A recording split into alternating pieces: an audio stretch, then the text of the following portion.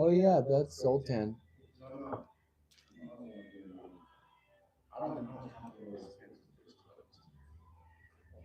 Picking up back in First Samuel, you guys want to take it over there?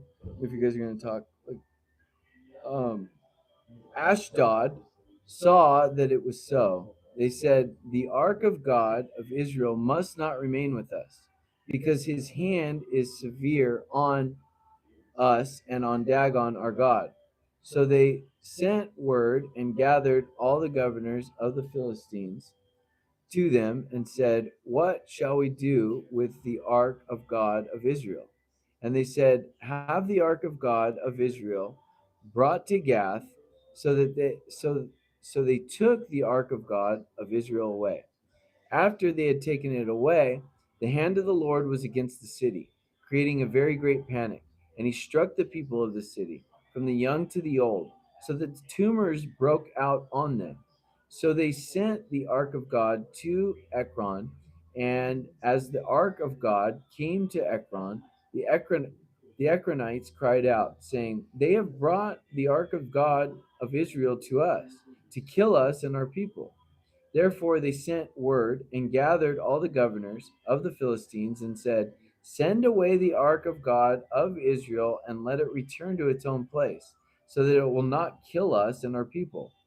For there was a deadly panic throughout the city.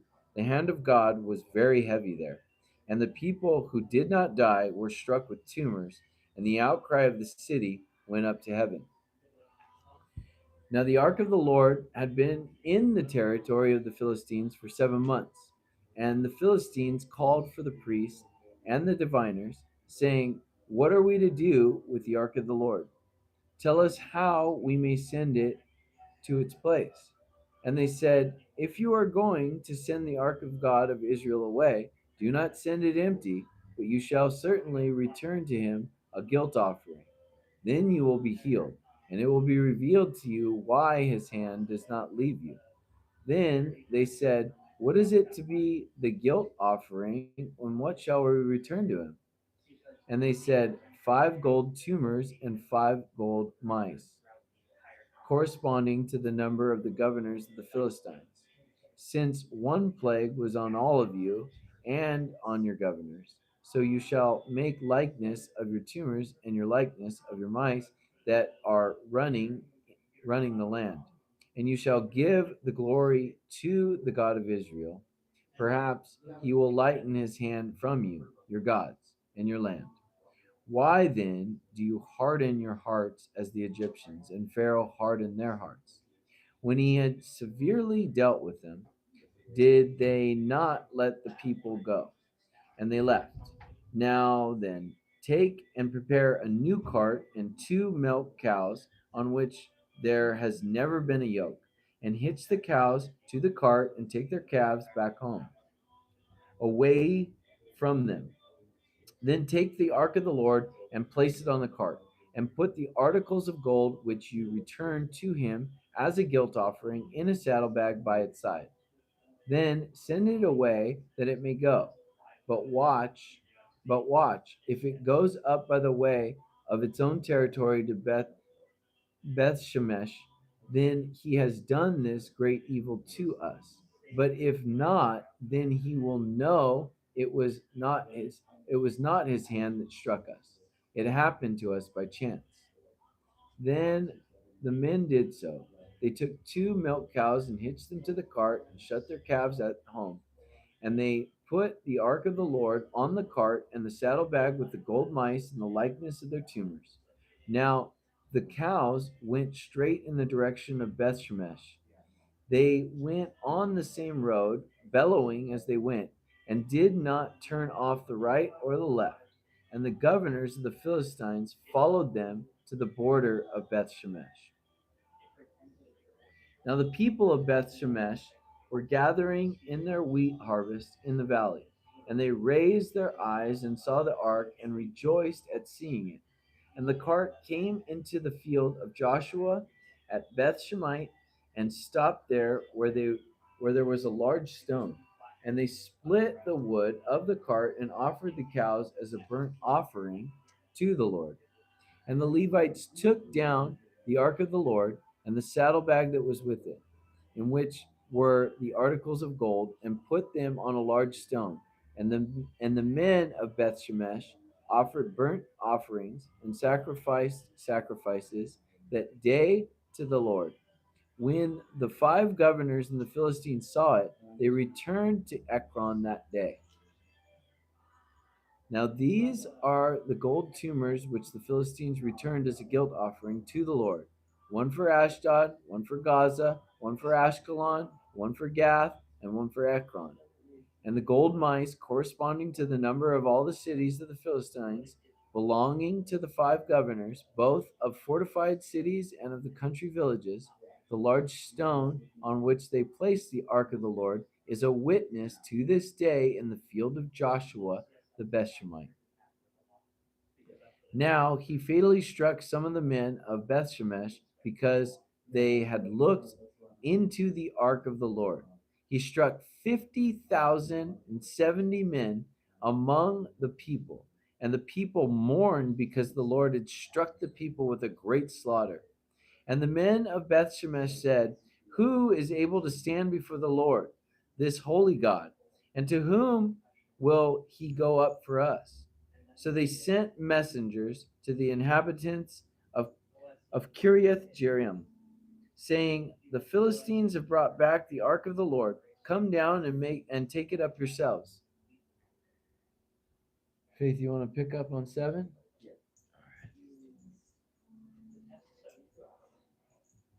My guy.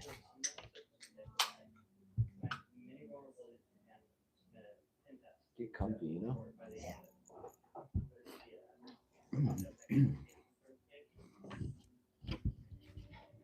1 Samuel chapter 7.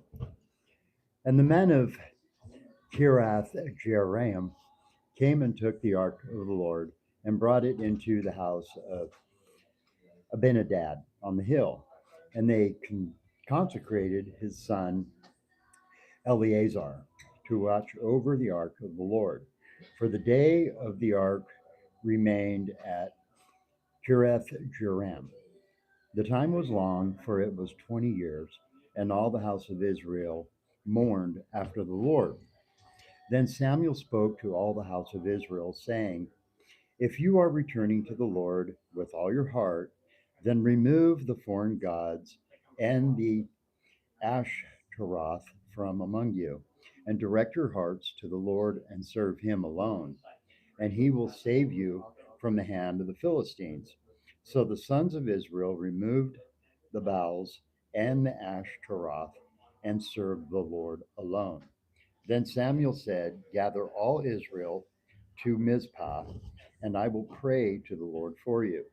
So they gathered to Mizpah and drew water and poured it out before the Lord, and fastened on that day and said there, "We have sinned against the Lord." And Samuel judged the sons of Israel at Mizpah. Now, when the Philistines heard that the sons of Israel had gathered at Mizpah, the governors of the Philistines went up against Israel. And when the sons of Israel heard about it, they were afraid of the Philistines. So the sons of Israel said to Samuel, "Do not stop crying out to the Lord our God for us, that he will save us from the hands of the Philistines." Samuel took an nursing lamb and offered it as a whole burnt offering to the Lord. And Samuel cried out to the Lord for Israel, and the Lord answered him. Now Samuel was offering up the burnt offerings, and the Philistines advanced to battle Israel. But the Lord thundered with a great thunder on the day against the Philistines and confused them, so that they were struck down before Israel. And the men of Israel came out to Mizpah and pursued the Philistines and killed them as far as below Bethkar. Then Samuel took a stone and placed it between Mizpah and Shen and named it Ebenezer, saying, "So far the Lord has helped us." So the Philistines were subdued, and they did not come any more within the border of Israel. And the hand of the Lord was against the Philistines all the days of Samuel. The cities which the Philistines had taken from Israel were restored to Israel, from Ekron even to Gath. And Israel recovered their territory from the hand of the Philistines. So there was peace between Israel and the Amorites. Now Samuel judged Israel all the days of his life, and he used to go annually to a circuit to Bethel, Gilgal, Mizpah, and he judged Israel in all these places. Then he would make his return to Ramah, because his house was there, and there he also judged Israel, and there he built an altar to the Lord. Now it came about, chapter 8. Now it came about when Samuel was old that he appointed his sons as judges over Israel.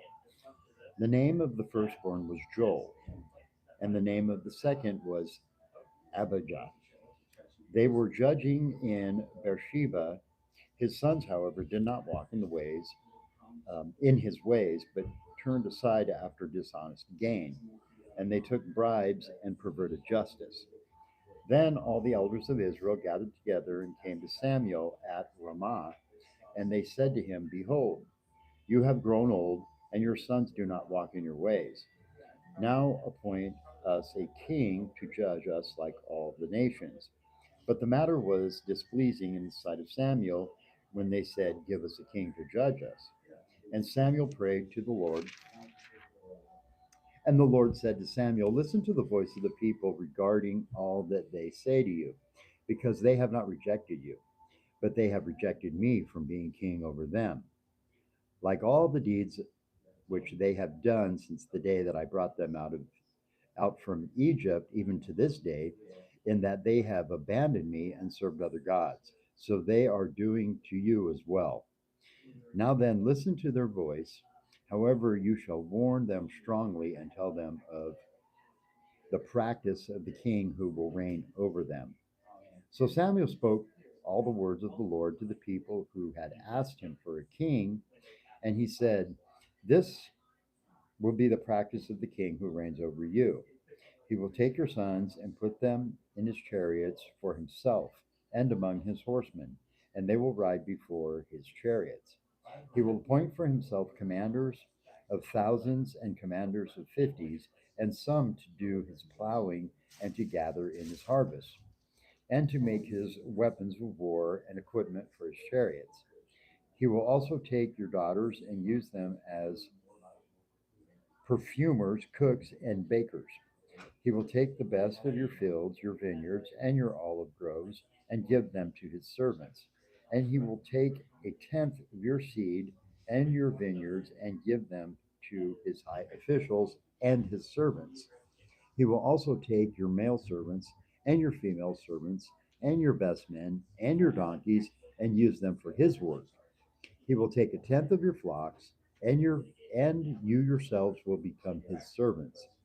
Then you will cry out on the day because of your king, who you have chosen for yourselves, but the Lord will not answer you on that day." Yet the people refused to listen to the voice of Samuel, and they said, "No, but there shall be a king over us, so that we also may be like all the nations, and our king will judge us and go out before us and fight our battles." Now, after Samuel had heard all the words of the people, he repeated them to the Lord's hearing.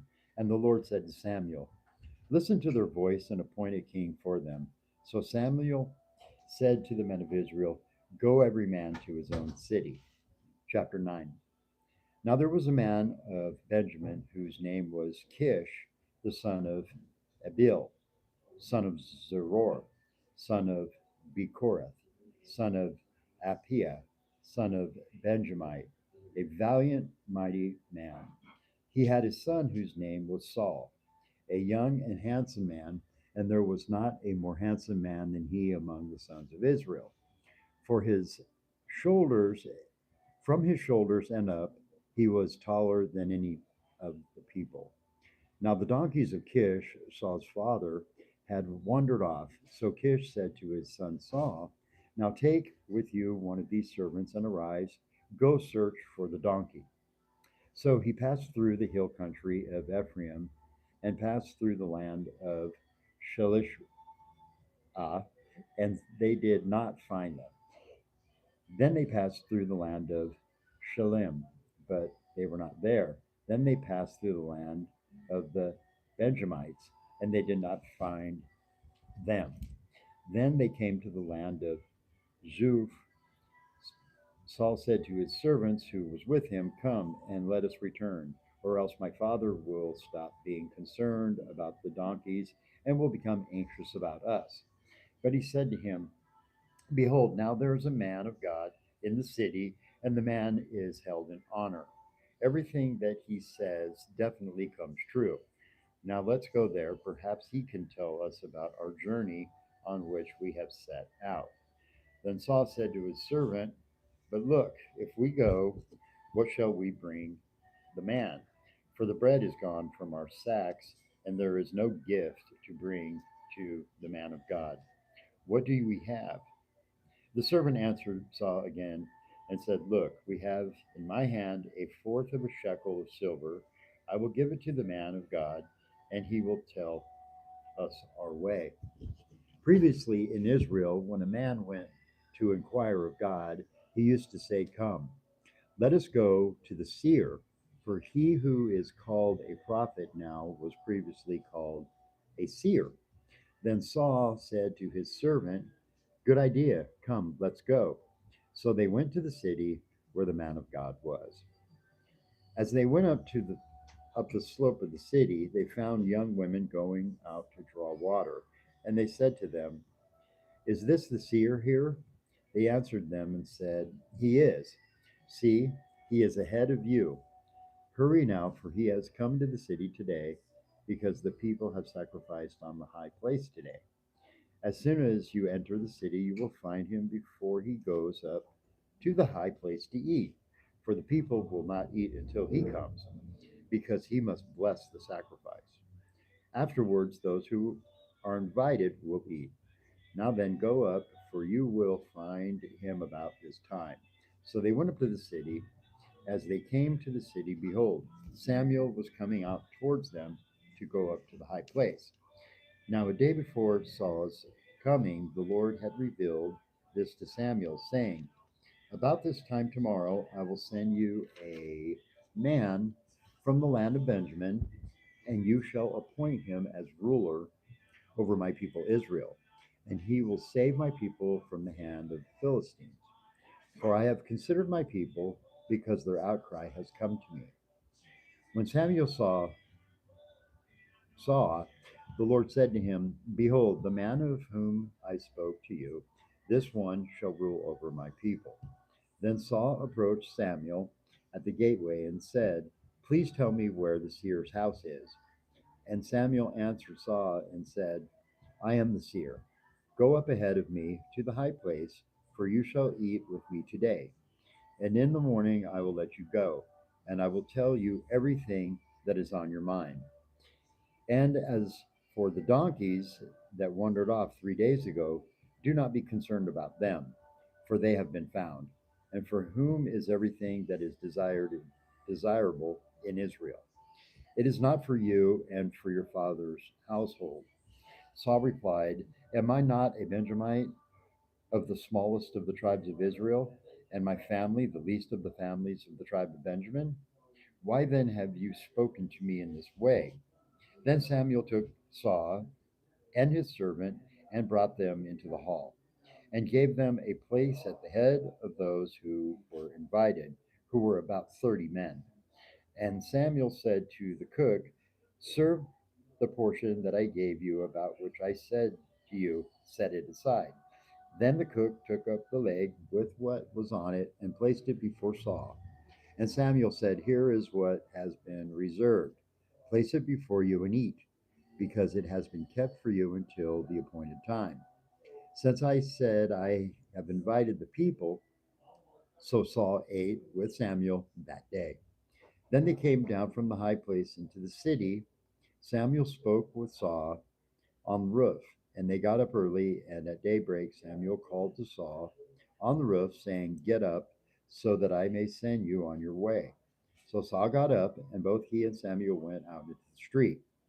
As they were going down to the edge of the city, Samuel said to Saul, "Speak to the servant and give him and have him go on ahead of us and pass by. But you stand here now, so that I may proclaim the word of God to you. Chapter 10.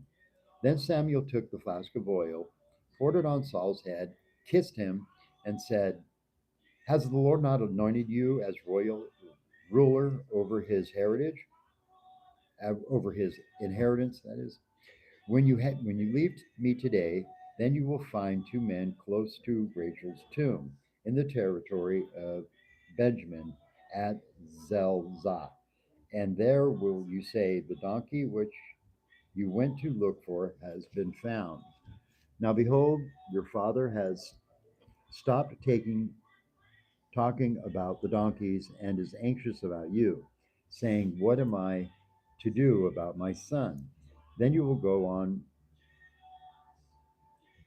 then you will go on farther from here, and you will come as far as the oak of Tabor. And there 3 men going up, the God of Bethel, will meet you.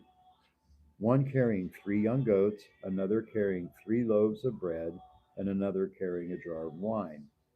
And they will greet you and give you 2 loaves of bread, which you will accept from their hand.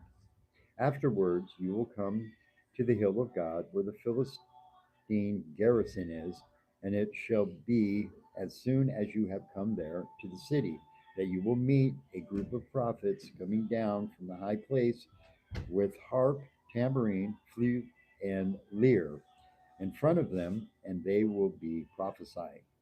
Then the Spirit of the Lord will rush upon you, and you will prophesy with them and be charged and be changed into a different man. And it shall be when these signs come to you, for do for yourself what the occasion requires, because God is with you. And you shall go down ahead of me to Gilgal. And behold, I will be coming down to you to offer burnt offerings and sacrifice peace offerings. You shall wait 7 days until I come to you and inform you of what you should do. Then it happened when he turned his back to leave Samuel that God changed his heart, and all those signs which came about on that day when they came up to the hill, behold, a group of prophets met him. And the Spirit of God rushed upon him, so that he prophesied among them. And it came about, when all who previously knew him saw that he was indeed prophesying with the prophets, that the people said to one another, What is this that happened to the son of Kish? Is Saul also the prophets? And a man from there responded and said, And who was their father? Therefore he became and saying, Is Saul also one of the prophets? When he had finished prophesying, he came to the high place. Now Saul's uncle said to him and his servant, Where did you go? And he said, To look for the donkeys. When he saw that they were nowhere to be found, he went to Samuel. Saul's uncle said, Please tell me what Samuel said to you. So Saul said to his uncle, He told us plainly that the donkeys had been found, but he did not tell him about the matter of the kingdom which Samuel had mentioned. Now Samuel called the people together to the Lord at Mizpah, and he said to the sons of Israel,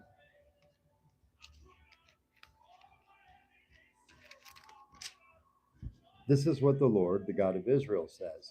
I brought Israel up from Egypt, and I rescued you from the hand of the Egyptians and the powers of all the kingdoms that were oppressing you. But today you have rejected your God, who saves you from all your catastrophes and your distresses. Yet you have said, No, but put a king over us. Now then, present yourselves before the Lord by your tribes and by your groups of thousands. So Samuel brought all the tribes of Israel forward, and the tribe of Benjamin was selected by lot. Then he brought the tribe of Benjamin forward by its families, and the Matriarch family was selected by lot. And Saul, the son of Kish, was selected by lot. But when they looked for him, he could not be found. Therefore they inquired further of the Lord, Has the man came has the man come here yet? And the Lord said, Behold, he is hiding himself among the baggage. So they ran and took him from there.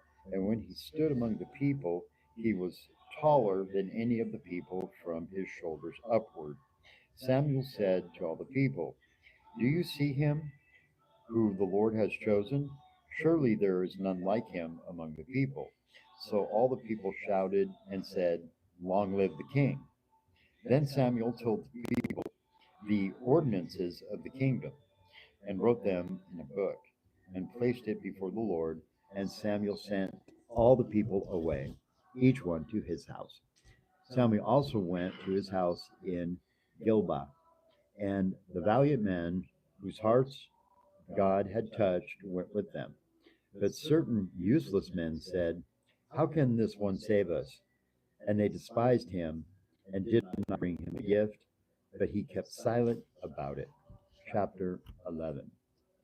Now Nahash the Amorite went up and besieged Jabesh Gilead, and all the men of Jabesh said to Nahash, Make a covenant with us, and we will serve you.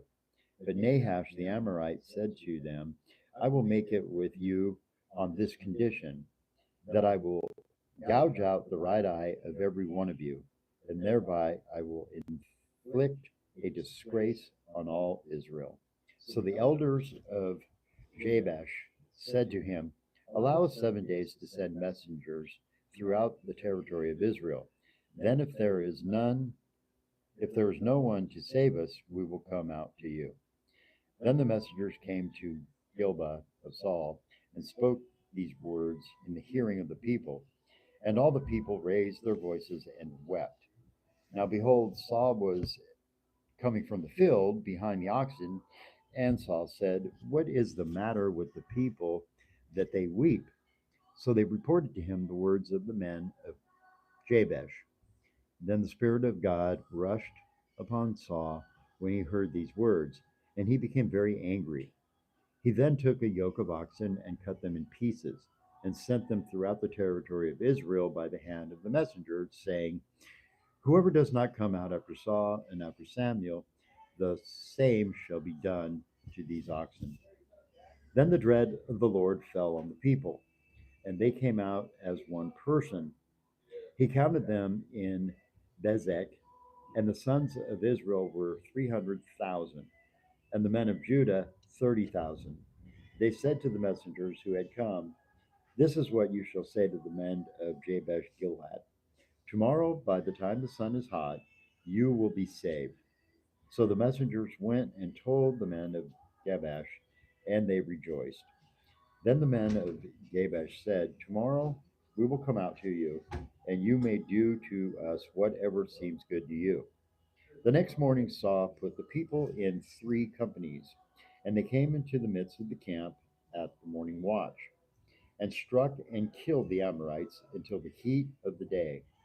And those who survived scattered, so that no two of them were left together. Then the people said to Samuel, Who is he that said, Shall Saul reign over us? Bring the men so that they may put them to death.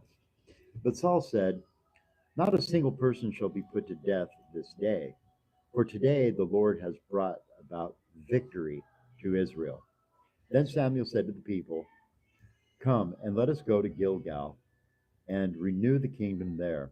So all the people went to Gilgal, and there they made Saul king before the Lord of Gilgal. There they also offered sacrifices of peace offerings before the Lord, and there Saul and all the men of Israel rejoiced greatly. Chapter 12. Then Samuel said to all Israel, Behold, I have listened to your voice for all that you said to me, and I have appointed a king over you. Now here is the king walking before you, but as for me, I am old and gray, and my sons are here with you. And I have walked before you since my youth to this day. Here I am, testify against me before the Lord and his anointed. Whose ox have I taken, and whose donkeys I have taken, or whom have I exploited? Who have I oppressed, or from whose hand have I taken a bribe to close the eyes with it? I will return it to you. And they said, You have not exploited us, or oppressed us, or taken anything from anyone's hand. So he said to them, The Lord is witness against you, and has anointed his witness this day that you have found nothing in my hand. And they said, He is a witness. Then Samuel said to the people, It is the Lord who appointed Moses and Aaron and brought your fathers up from the land of Egypt. Now then take your stand, so that I may enter into the judgment with you before the Lord concerning all the righteous acts of the Lord that he did for you and for your fathers. When Jacob went into Egypt, and your fathers cried out to the Lord, then the Lord sent Moses and Aaron, who brought your fathers out of Egypt and settled them in this place. But they forgot the Lord their God, so he sold them into the hand of Sisera, commander of the army of Hazor, and into the hand of the Philistines, and into the hand of the king of Moab. And they fought against them.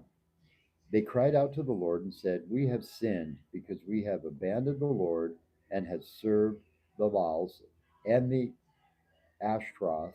But now save us from the hands of our enemies, and we will serve you. Then the Lord sent Jeru, Jerubbaal, Bedan, Zephathah, and Samuel, and save you from the hands of your enemies all around, so that you lived in security.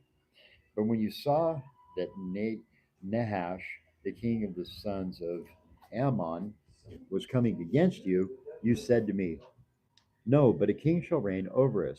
Yet the Lord your God was your king. And now, behold, the king whom you have chosen, whom you have asked for, and behold, the Lord has put a king over you. If you will fear the Lord and serve him, and listen to his voice, and not rebel against the command of the Lord, then both you and your king who reigns over you will follow the Lord your God. But if you do not listen to the voice of the Lord, but rebel against the commands of the Lord, then the hand of the Lord will be against you, even as it was against your fathers. Even now, take your stand and see this great thing which the Lord is going to do before your eyes. It is not the wheat harvest today. Is it not the wheat harvest today? I will call to the Lord that he will send thunder and rain. Then you will know and see that your wickedness is great, which you have done in the sight of the Lord, by asking for yourselves a king. So Samuel called to the Lord, and the Lord sent thunder and rain that day, and the people greatly feared the Lord and Samuel.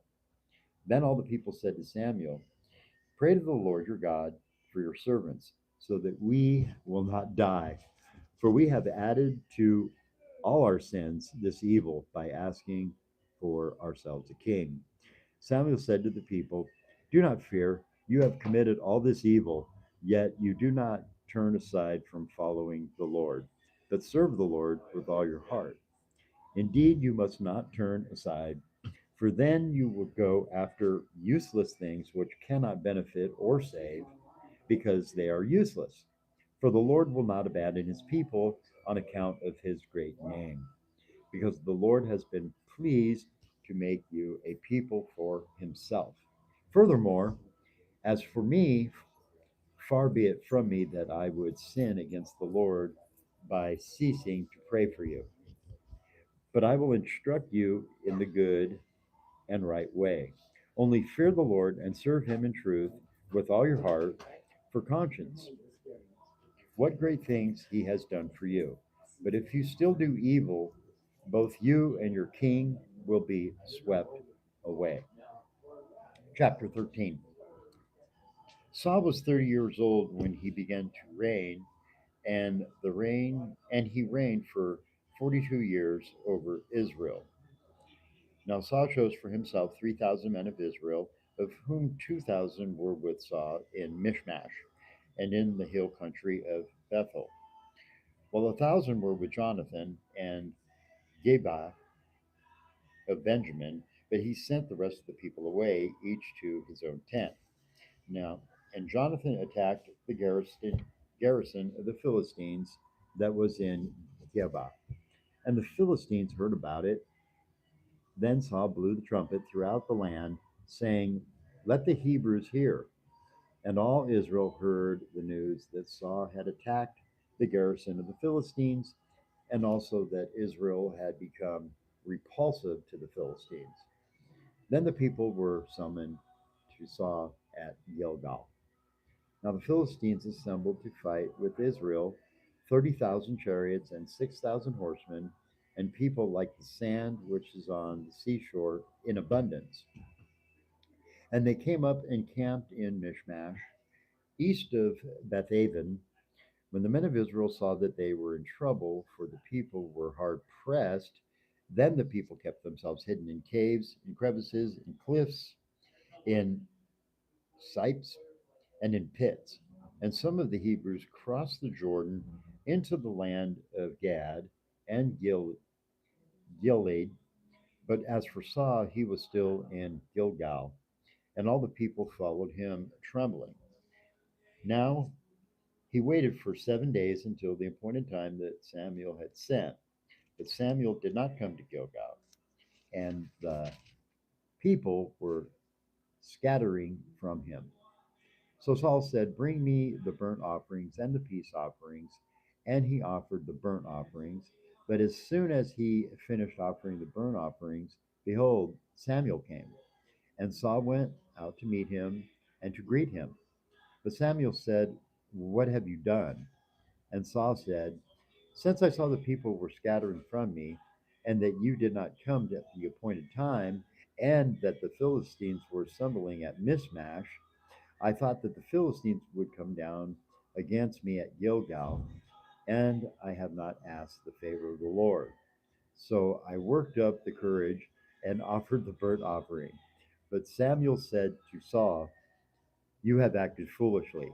You have not kept the commandment of the Lord your God, which he commanded you, for the Lord would now have established your kingdom over Israel forever.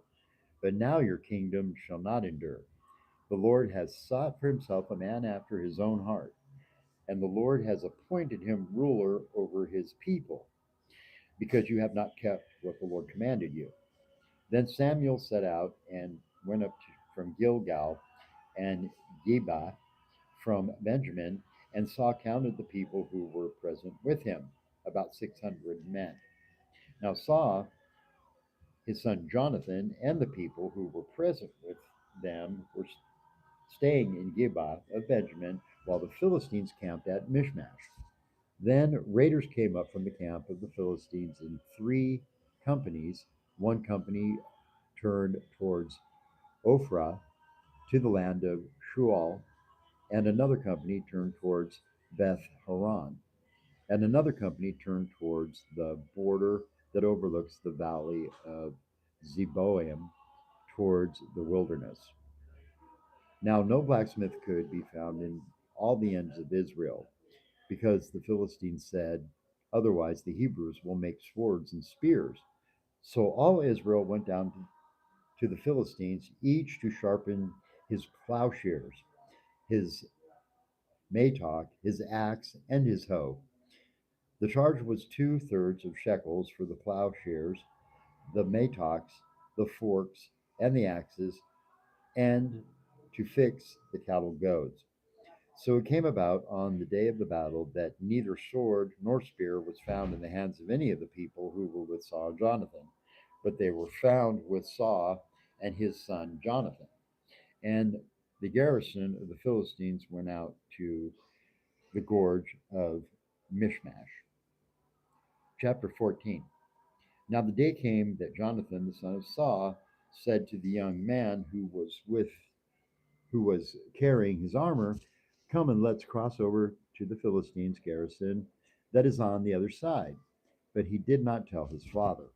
So Saul was staying on the outskirts of Gilboa under the pomegranate tree that is in Migron.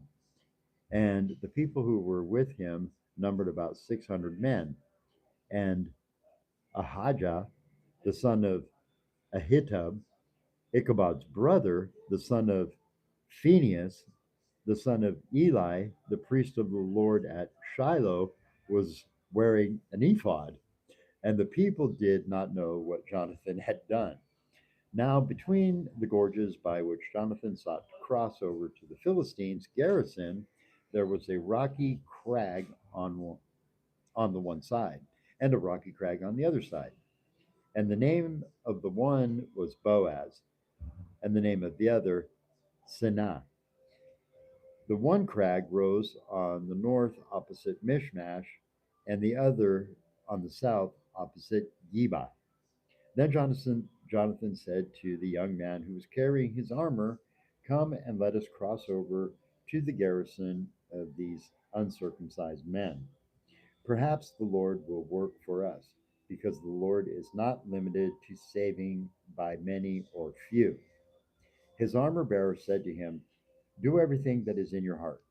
Turn yourself to it, and here I am with you, as your heart desires." Then Jonathan said, "Behold, we are going to cross over to the men and reveal ourselves to them.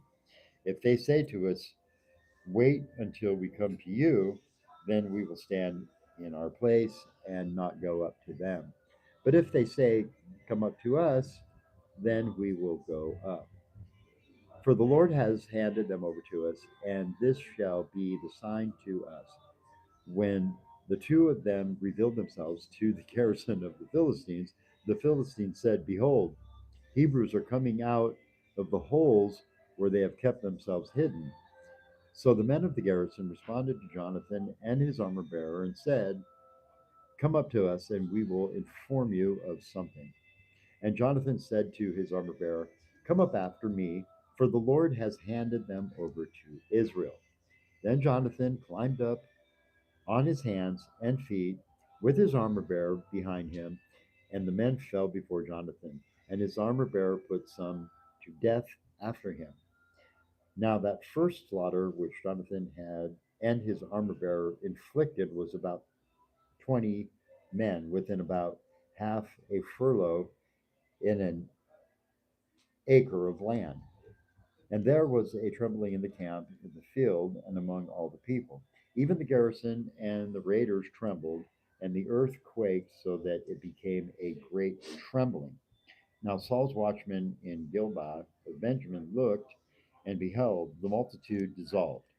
And they went here and there, so that Saul said to his people who were with him, "Look carefully now and see who has left us." And when they had looked, behold, Jonathan and his armor bearer were not there. Then Saul said to Ahijah, "Bring the ark of God here, for at the time of the ark of God was with the sons of Israel." While Saul talked with the priests, the commotion in the camp of the Philistines continued and increased. So Saul said to the priest, "Withdraw your hand."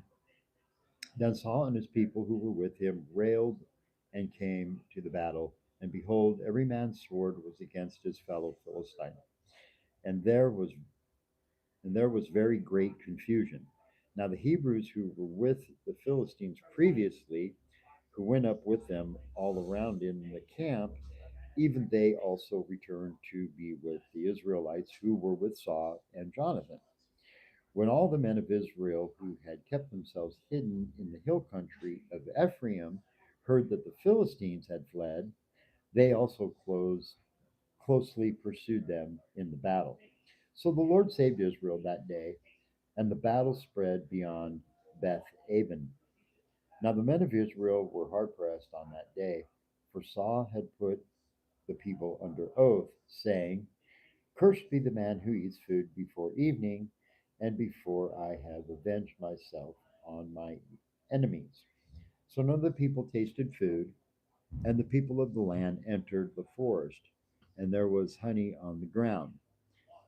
When the people entered the forest, behold, there was a honey dripping, but no man put his hand to his mouth, because the people feared the oath.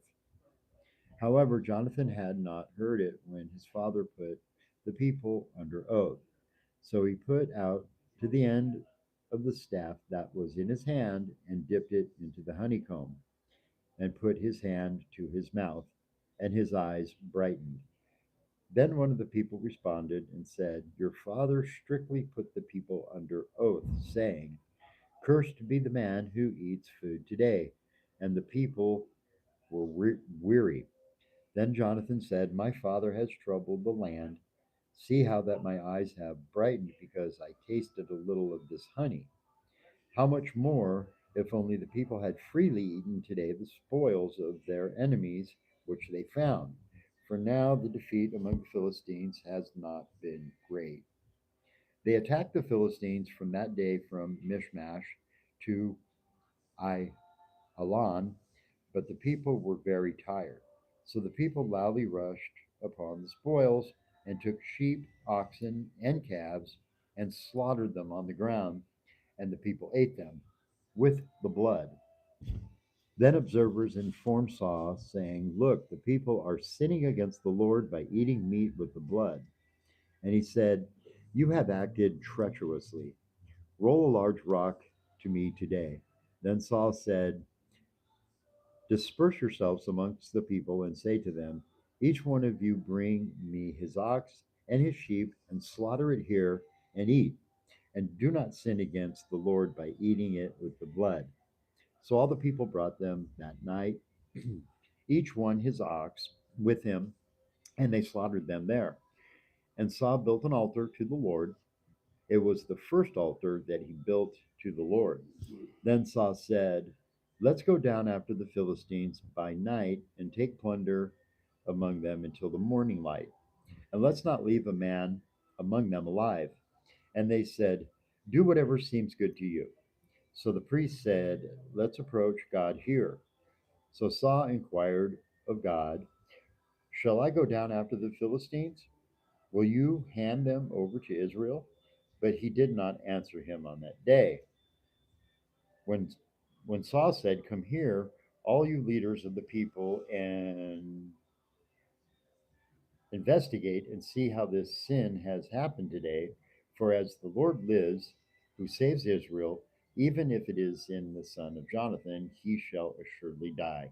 But not one of all the people answered him. Then he said to all Israel, you shall be on one side, and I and my son Jonathan will be on the other side. And the people said to Saul, do what seems good to you. Therefore Saul said to the Lord, the God of Israel, give a perfect lot.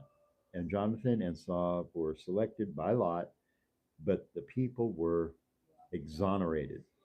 Then Saul said, cast lots between me and my son Jonathan, and Jonathan was selected by lot. So Saul said to Jonathan, tell me what you have done. And Jonathan told him and said, I did indeed taste a little honey with the end of the staff that was in my hand. Here I am, I must die. And Saul said, may God do the same to me, and more also, for you shall certainly die, Jonathan. But the people said to Saul, must Jonathan die? He who has brought about his great victory in Israel, um, far from it. As for the Lord lives, not even a hair of his head shall fall to the ground, because he has worked with God this day. So the people rescued Jonathan, and he did not die. Then Saul went up from pursuing the Philistines, and the Philistines went to their own place. Now, when Saul had taken control of the kingdom over Israel, he fought against all his enemies on every side, against Moab,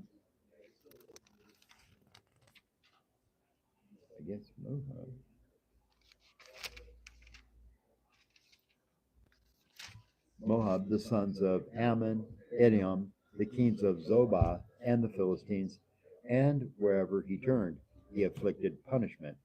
And he acted valiantly and defeated the Amalekites and saved Israel from the hands of those who plundered them.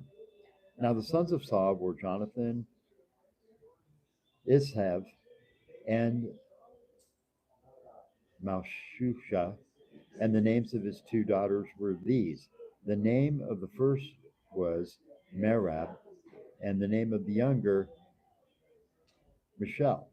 And the name of Saul's wife was Ahinoam, the daughter of Ahim, Ahimaaz, and the name of the commander of his army was Abner, the son of Ner, Saul's uncle.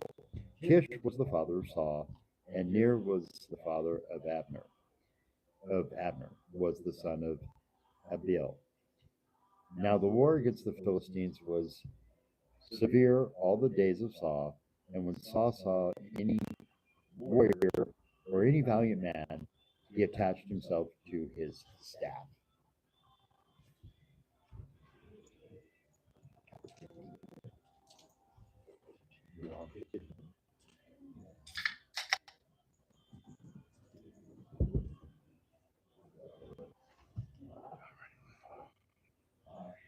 Chapter 15. Then Samuel said to Saul, "The Lord sent me to anoint you as king over his people, over Israel. Now therefore listen to the words of the Lord. This is what the Lord of armies says: I will punish Amalek for what he did to Israel, in that he obstructed him on his way while he was coming up from Egypt. Now go and strike Amalek and completely destroy everything that he has. And do not spare him, but put him to death, both man and woman, child and infant, ox and sheep, camel and donkey." Then Saul summoned the people and counted them in Telaim, 200,000 foot soldiers, and 10,000 men of Judah. And Saul came to the city of Amalek and set an ambush in Wadi. But Saul said to the Kenites, "Go, get away, go down from among the Amalekites, that I do not destroy you along with them.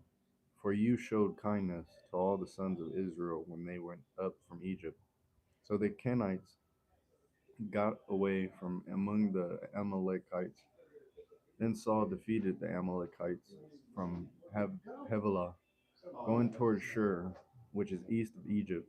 He captured Agag, the king of the Amalekites, alive, and completely destroyed all the people with the edge of the sword. But Saul and the people spared Agag and the best of the sheep and the oxen, the more valuable animals, the lambs, and everything that was good, and were unwilling to destroy them completely, but everything despicable and weak that they completely destroyed. I have made Saul king because he has turned back from following me and has not carried out my commands. And Samuel was furious and cried out to the Lord all night. Samuel got up early in the morning to meet Saul, and it was reported to Samuel, saying, "Saul came up to Carmel, and behold, he set up a monument for himself, then turned and proceeded down to Gilgal." So Samuel came to Saul and Saul said to him, "Blessed are you of the Lord. I have carried out the command of the Lord." But Samuel said, "What then is the beating of the sheep in my ears, and the bellowing of the oxen which I hear?"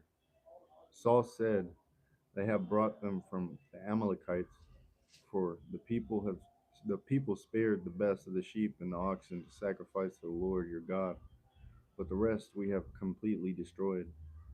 Then Samuel said to Paul, "Stop and let me inform you of all of what the Lord said to me last night." And he said to him, "Speak." Then Samuel said to Saul, "Stop." Sorry. So Samuel said, "It is not true, though you were insignificant in your own eyes, that you became the head of the tribes of Israel. For the Lord anointed you as king over Israel, and the Lord sent you on a mission and said, 'Go, completely destroy the sinners, the Amalekites, and fight against them until they are eliminated.' Why then did you not obey the voice of the Lord? Instead, you loudly rushed upon those spoils and did what was evil in the sight of the Lord." Then Saul said to Samuel, "I did obey the voice of the Lord, for I went on the mission on which the Lord sent me, and I have brought Agag, the king of the Amalek, and have completely destroyed the Amalekites. But the people took some of the spoils, sheep and oxen, the choicest of the things designated for destruction, to sacrifice to the Lord your God at Gilgal. Samuel said, "Does the Lord have as much delight in burnt offerings and sacrifices as in obeying the voice of the Lord?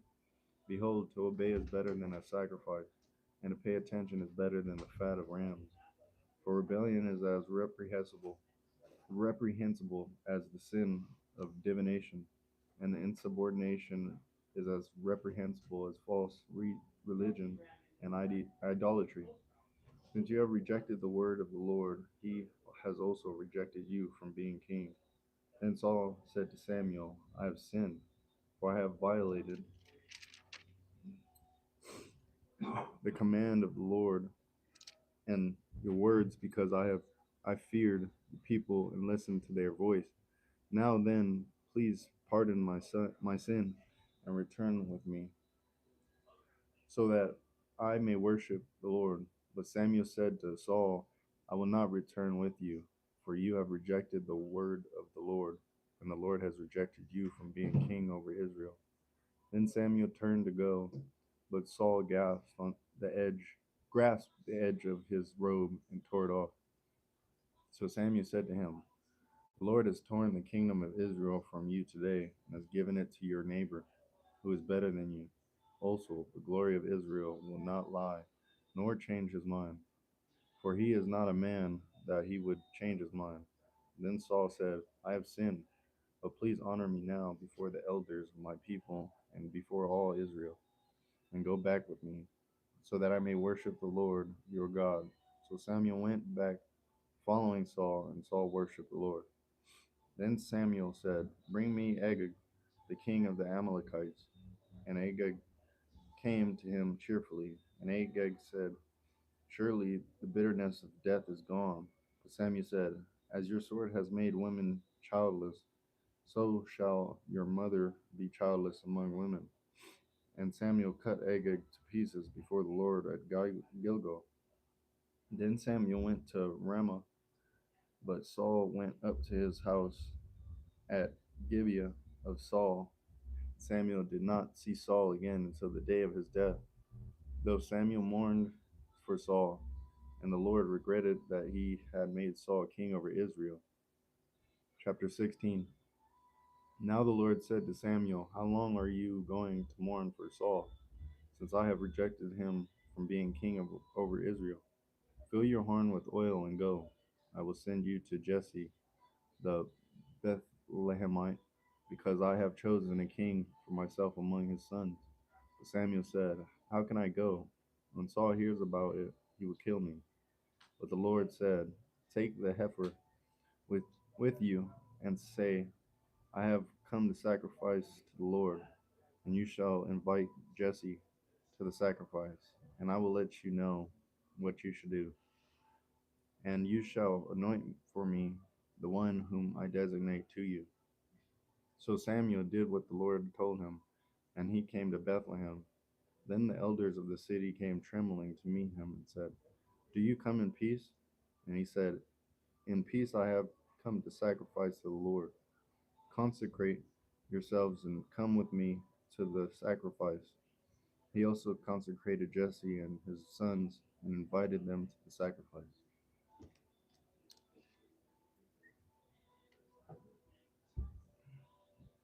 When they entered, he looked at Eliab and thought, "Surely the Lord's anointed is standing before him." But the Lord said to Samuel, "Do not look at his appearance or at the height of his stature, because I have rejected him. For God does not see as man sees. Since man looks at the outward appearance, but the Lord looks at the heart." Then Jesse called Abinadab and had him pass before Samuel. Before he said, "The Lord has not chosen this one either." Next Jesse had Shammah pass by, and he said, "The Lord has not chosen this one either." So Jesse had 7 of his sons pass before Samuel, but Samuel said to Jesse, "The Lord has not chosen these." Then Samuel said to Jesse, "Are these all the boys?" And he said, The youngest is still left, but behold, he is tending the sheep. So Samuel said to Jesse, Send word and bring him, for we will not take our places at the table until he comes here. So he sent word and besought and brought him in. Now he was reddish, with beautiful eyes and handsome appearance. And the Lord said, Arise, anoint him, for this is he. So Samuel took the horn of oil, and anointed him in the midst of his brothers. And the Spirit of the Lord rushed down upon David from that day forward. And Samuel set out and went to Ramah. Now the Spirit of the Lord left Saul, and an evil spirit from the Lord, and an evil spirit from the Lord terrified him. Saul's servant then said to him, Behold, now an evil spirit from God is terrifying you. May our Lord now command your servants who are before you, have them search for a man who is a skillful musician on the harp, and it shall come about whenever the evil spirit from God is upon you, that he shall play the harp with his hand, and you will become well. So Saul said to his servants, Now select for me a man who can play well, and bring him to me. Then one of the young men responded and said, Behold, I have seen the son of Jesse the Bethlehemite, who is a skillful musician, a valiant, mighty man, a warrior, skillful in speech and a handsome man. And the Lord is with him. So Saul sent messengers to Jesse to say, Send me your son David, who is with the flock. And Jesse took a donkey loaded with bread and a jug of wine, and he took a young goat and sent them to Saul by his son David. Then David came to Saul and attended him. And Saul greatly loved him, and he became his armor bearer. So Saul sent word to Jesse, saying, Let David now be my attendant, for he has found favor in my sight. So it came about, whenever the evil spirit from God came to Saul, David would take the harp and play it with his hand, and Saul would feel relieved and become well, and the evil spirit would leave him. Chapter 17. Now the Philistines gathered their armies for battle, and they were gathered at Socoh, which belongs to Judah, and they camped between Socoh and Azekah and Ephes Dammim. Saul and the men of Israel were assembled and camped in the valley of Elah, and they drew up in a battle formation to confront the Philistines. The Philistines were standing on the mountain on one side, while Israel was standing on the mountain on the other side, with the valley between them. Then a champion came forward from the army encampment of the Philistines named Goliath from Gath. His height was 6 cubits and a span, and he had a bronze helmet on his head, and he wore a scale armor which weighed 5,000 shekels of bronze. He also had bronze greaves on his legs, and a bronze saber slung between his shoulders. The shaft of his spear was like a weaver's beam, and the head of his spear weighed 600 shekels of iron. And a shield carrier walked in front of him. He stood and shouted at the ranks of Israel and said to them, Why do you come out to draw up in battle formation? Am I not the Philistine, and you the servants of Saul? Choose a man as your representative and have him come down to me.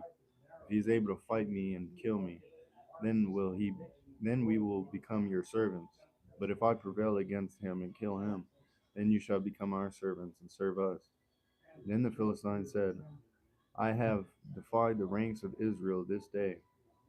Give me a man so that we may fight together.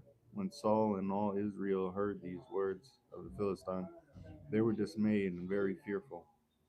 Now David was the son of the Ephraite of Bethlehem in Judah, the man whose name was Jesse, and he had 8 sons, and Jesse was old in the days of Saul, advanced in years among men.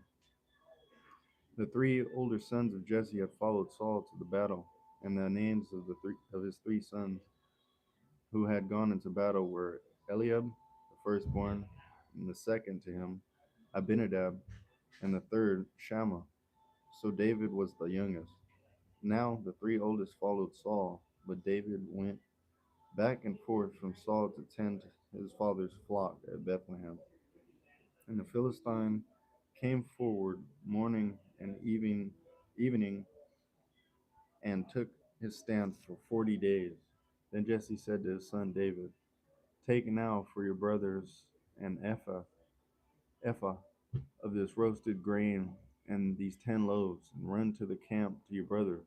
Bring also these 10 slices of cheese to the commander of their 1,000, and look into the well being of your brothers, and bring back confirmation from them. For Saul and they and all the men of Israel are in the valley of Elah, fighting the Philistines. So David got up early in the morning and left the flock with the keeper, and took the supplies, and went as Jesse had commanded him. And he came to the entrenchment encircling the camp, while the army was going out in battle formation, shouting the war cry. Israel and the Philistines drew up in battle formation, army against army.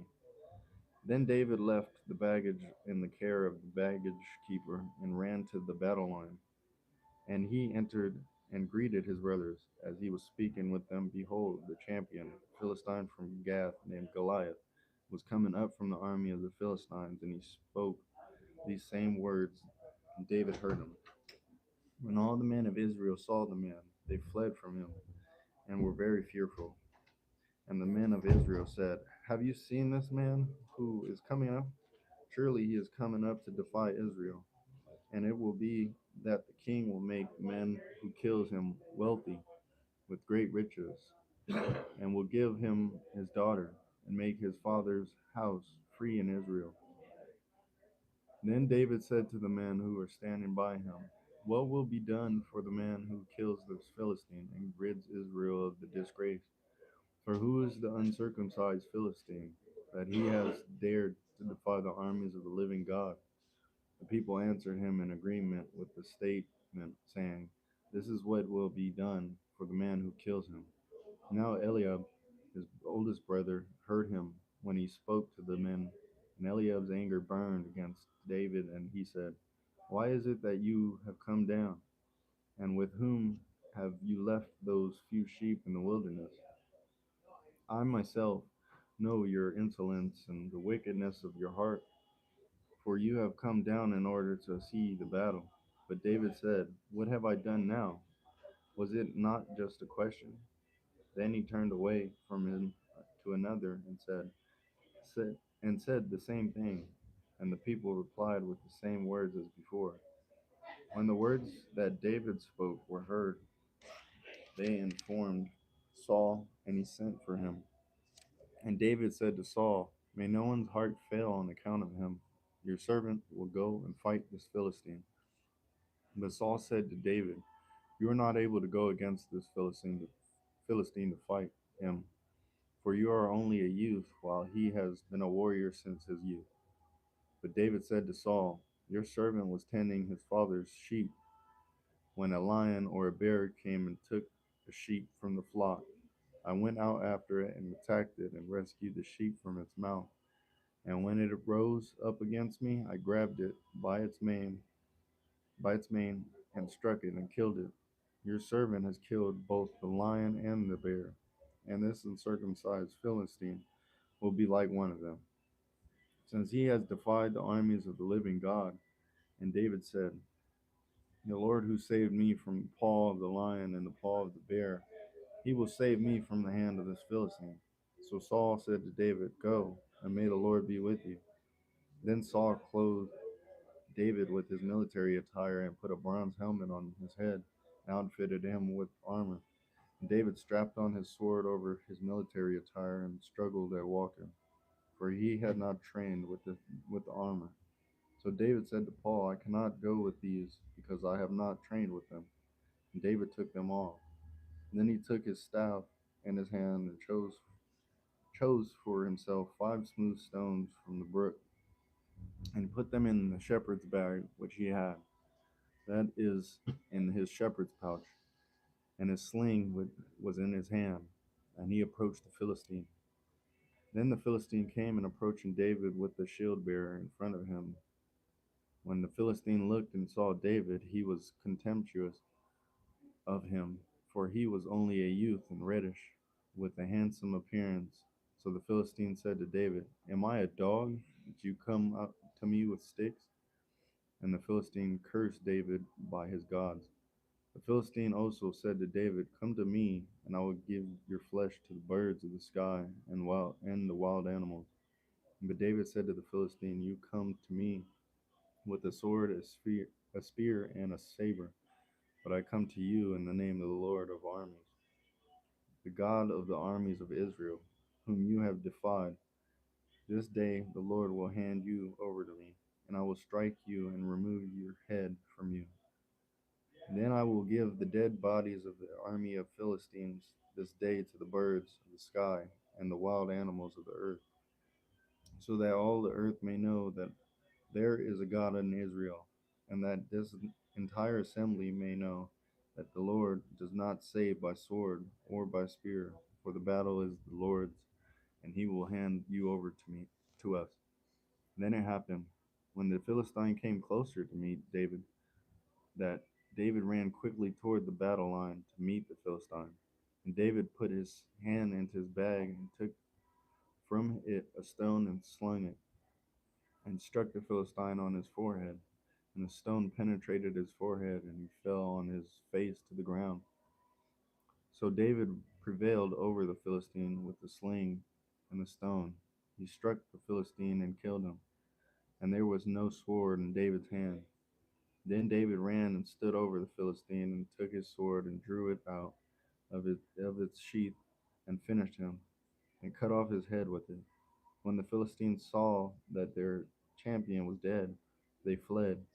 Then the men of Israel and Judah rose up and shouted, and they pursued the Philistines as far as the valley and to the gates of Ekron. And the Philistine dead lay along the way to Sharam, even to Gath and Ekron. Then the sons of Israel returned from their close pursuit of the Philistines and plundered their camps. And David took the Philistine's head and brought it to Jerusalem, but he put his weapon in his tent. Now when Saul had seen David going out against the Philistine, he said to Abner, the commander of the army, "Abner, whose son is this young man?" And Abner said, "By your life, O king, I do not know." And the king said, "You then ask whose son the youth is." So when David returned from killing the Philistine, Abner took him and brought him before Saul with the Philistine's head in his hand. And Saul said to him, "Whose son are you, young man?" And David answered, "I am the son of your servant Jesse, the Bethlehemite." Now it came about, chapter 18. Now it came about when he had finished speaking to Saul that Jonathan committed himself to David, and Jonathan loved him as himself. Saul took him that day and did not let him return to his father's house. Then Jonathan made a covenant with David because he loved him as himself. Jonathan stripped himself of the robe that was on him and gave it to David, with his military gear, including his sword, his bow, and his belt. David went into battle wherever Saul sent him, and always achieved success. So Saul put him in charge of the men of war, and it was pleasing in the sight of all the people, and also in the sight of Saul's servants. Now it happened as they were coming, when David returned from killing the Philistine, that the women came out of all the cities of Israel singing and dancing to meet King Saul, with tambourines, with joy, and with other musical instruments. The women sang as they played and said, "Saul has slain his thousands, and David his 10,000s." Then Saul became very angry, for this lyric displeased him. And he said, "They have given David credit for 10,000s, but to me they have only given credit for only thousands." Now what more can he have but the kingdom? And Saul eyed David with suspicion from the day on. Now it came about on the next day that an evil spirit from God rushed upon Saul, and he raved in the midst of the house while David was playing the harp with his hand, as usual, and a spear was in Saul's hand. Then Saul hurled the spear, for he thought, I will pin David to the wall. But David escaped from his presence twice. Now Saul was afraid of David because the Lord was with him, but had left Saul. So Saul removed him from the presence and appointed him as the commander of 1,000. And he went out and came in before the people. David was successful in all his ways, for the Lord was with him. When Saul saw that he was very successful, he was afraid of him. But all of Israel and Judah loved David, for he would go out to battle and return before them. Then Saul said to David, Here is my older brother Merab. I'll give her my older daughter Merab. I will give her to you as a wife. Only be a valiant man for me and fight the Lord's battles. For Saul thought, My hand shall not be against him, but let the hand of the Philistines be against him. David said to Saul, Who am I, and who is my family, or my father's family in Israel, that I should be the king's son-in-law? So it came about at the time that Merab, Saul's daughter, was to be given to David, that she was given instead to Adriel, the Meholathite, as a wife. Now Michal, Saul's daughter, loved David. When they informed Saul, the thing was pleasing to him, for Saul thought, I will give her to him, so that she may become a trap for him, and that the hand of the Philistines may be against him. Therefore Saul said to David, For a second time you may become my son-in-law today. Then Saul commanded his servants, Speak to David in secret, saying, Behold, the king delights in you, and all his servants love you. Now then become the king's son-in-law. So Saul's servants spoke these words to David, but David said, It is trivial in your sight to become the king's son-in-law, since I am only a poor man and insignificant. Then Saul's servant reported to him, saying, These are the words of David, the words David spoke. Saul then said, This is what you shall say to David. The king does not desire any dowry except 100 foreskins of the Philistines, to take vengeance on the king's enemies. But Saul plotted to have David fall by the hand of the Philistines. When his servant told David these words, it pleased David to become the king's son-in-law. So before the time had expired, David set out and went, he and his men, and fatally struck 200 men among the Philistines. Then David brought their foreskins, and they presented all 200 of them to the king, so that he might become the king's son-in-law. And Saul gave him his daughter Michal as a wife. When Saul saw and realized that the Lord was with David, and that Michal, Saul's daughter, loved him, then Saul was even more afraid of David. So Saul was David's enemy continually. Then the commanders of the Philistines went to battle, and it happened as often as they went out that David was more successful than all the servants of Saul. So his name was held in high esteem.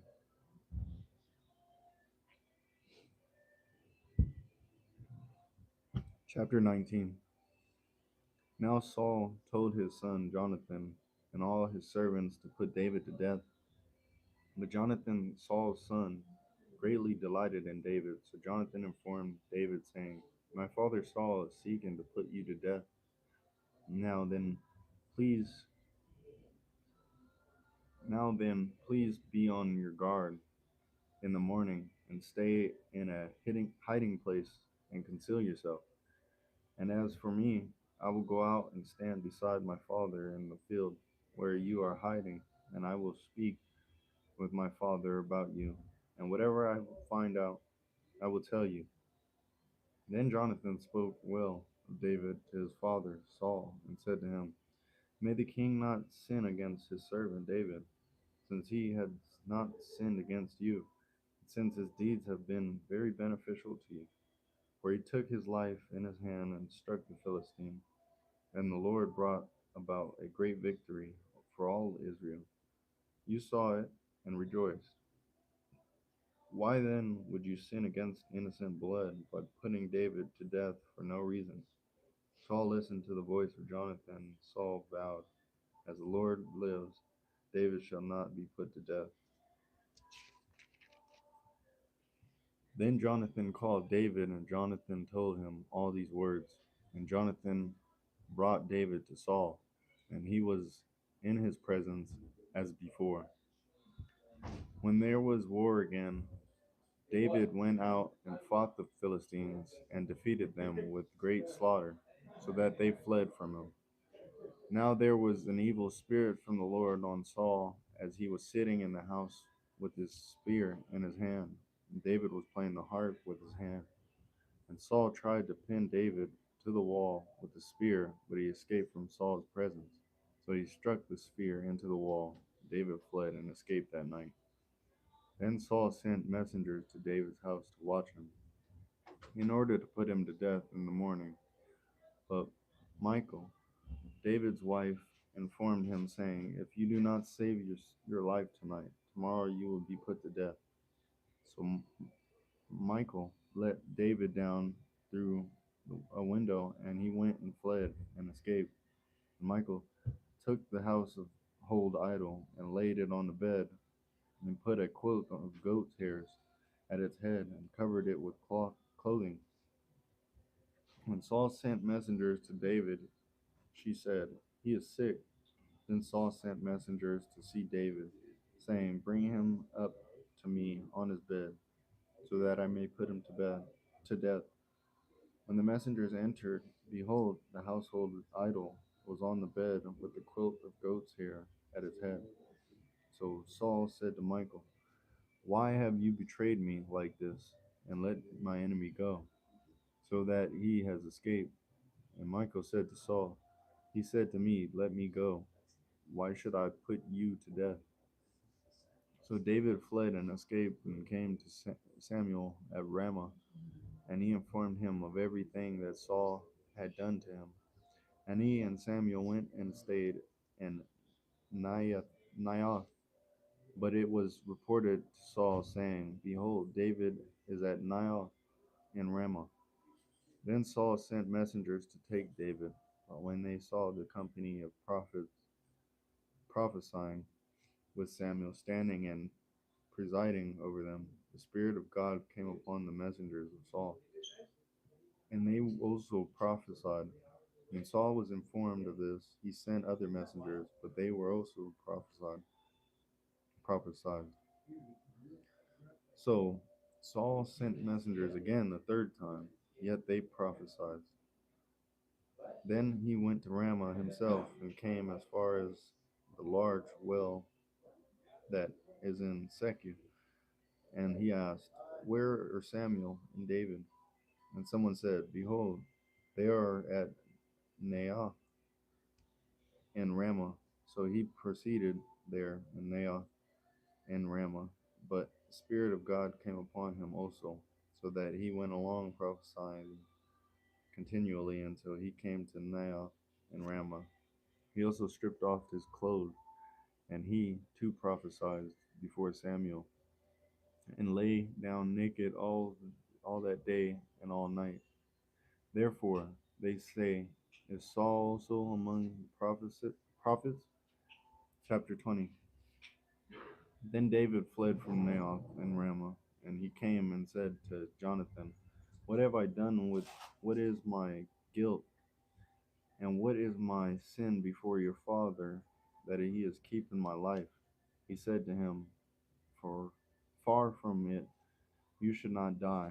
Behold, my father does nothing either great or small, without informing me. So why would my father hide this thing from me? It is not so.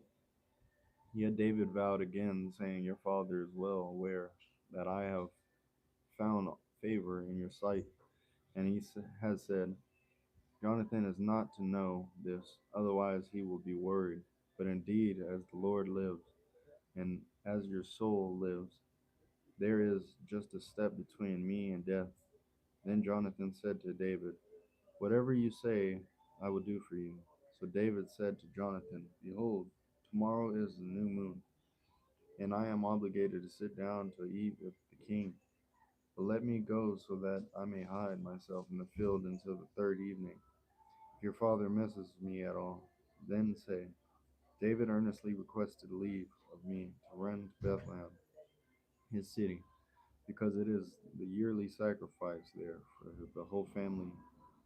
If he says, that is good, your servant will be safe. But if he is very angry, be aware that he has decided on evil. So deal kindly with your servant, for you have brought your servant into covenant of the Lord with you. But if I am guilty of wrongdoing, kill me yourself. For why then should you bring me to your father? Jonathan said, far be it from you, for if in fact I learn, for in fact learn that my father has decided to inflict harm on you, would I not inform you? Then David said to Jonathan, who will inform me if your father answers you harshly? Jonathan said to David, come and let let us go out to the field. So both of them went out of the field to the field. Then Jonathan said to David, the Lord, the God of Israel, is my witness. When I have sounded out my father about this time tomorrow, or the third day, behold, if he has a good feeling toward you, shall I not then send word to you and inform you? If it pleases my father to do any harm, to do you harm, may the Lord do so to me, and more so if I fail to inform you and send you away, so that you may go in safety. And may the Lord be with you as, as he has been with my father. And if I am still alive, will you not show me the faithfulness of the Lord, so that I do not die? And you shall never cut off your loyalty to my house. Not even when the Lord cuts off every one of the enemies of David from the face of the earth. So Jonathan made a covenant with the house of David, saying, may the Lord demand it from the hands of David's enemies. And Jonathan made David vow again because of his love for him, because he loved him as he loved his own life. Then Jonathan said to him, tomorrow is the new moon, and you will be missed, since your seat will be empty. When you have stayed for 3 days, you shall go down quickly and come to the place where you hid yourself on that eventful day. And you shall remain beside the stone Ezel, and I will shoot 3 arrows to the side, as though I shot it at target. Then behold, I will send a boy telling him, go, find the arrows. If I specifically say to the boy, behold, the arrows are on this side of you, get them. Then come, because it is safe for you, and there is nothing to harm you, as the Lord lives. But if I say to you, the youth, behold, the arrows are beyond you, go, because the Lord has sent you away. As for the agreement of which you and I have spoken, behold, the Lord is between you and me forever. So David hid himself in the field, and when the new moon came, the king sat down to eat food. Now the king sat on his seat as usual, the seat by the wall. Then Jonathan stood up, and Abner sat down by Saul's side. But David's place was empty. Nevertheless, Saul did not say anything that day, because he thought, it must have been an accident. He is not clean. Undoubtedly, he is not clean. But it came about the next day, the second day of the new moon, that David's place was empty again. So Saul said to his son Jonathan, "Why has the son of Jesse not come to meal, either yesterday or today?" And Jonathan answered Saul, "David earnestly requested leave of me to go to Bethlehem. He said, 'Please let me go, because our family has sacrificed in the city, and my brother has ordered me to attend. So now, if I have found favor in your sight, please let me slip away, so that I may see my brothers. For this reason he has not come to the king's table.'" Then Saul's anger burned against Jonathan, and he said to him, "You son of a perverse, rebellious woman, do I not know that you are choosing the son of Jesse to your own your own shame, and to the shame of your mother's nakedness? For as long as the son of Jesse lives on earth, neither you nor your kingdom will be established. Now then, send me and bring him to me, for he is doomed to die." But Jonathan replied to his father and said to him, "Why must he be put to death? What has he done?" Then Saul hurled his spear at him to strike and kill him. So Jonathan knew that his father had decided to put David to death.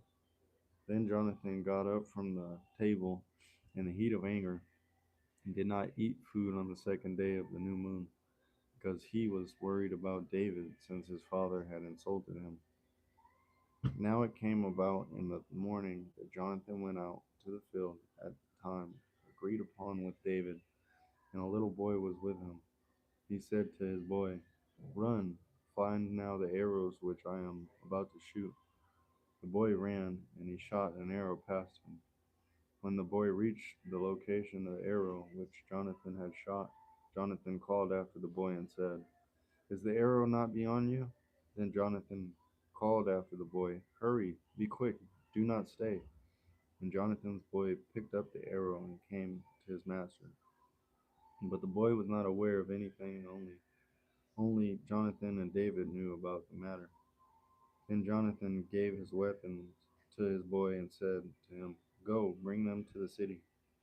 When the boy was gone, David got up from the south side. Then he fell on his face to the ground and bowed 3 times. And they kissed each other and wept together, until David wept immeasurably. Then Jonathan said to David, "Go in safety, since we have sworn to each other in the name of the Lord, saying, 'The Lord will be between me and you, and between my descendants and your descendants forever.'" So David set out and went on his way, while Jonathan went into the city.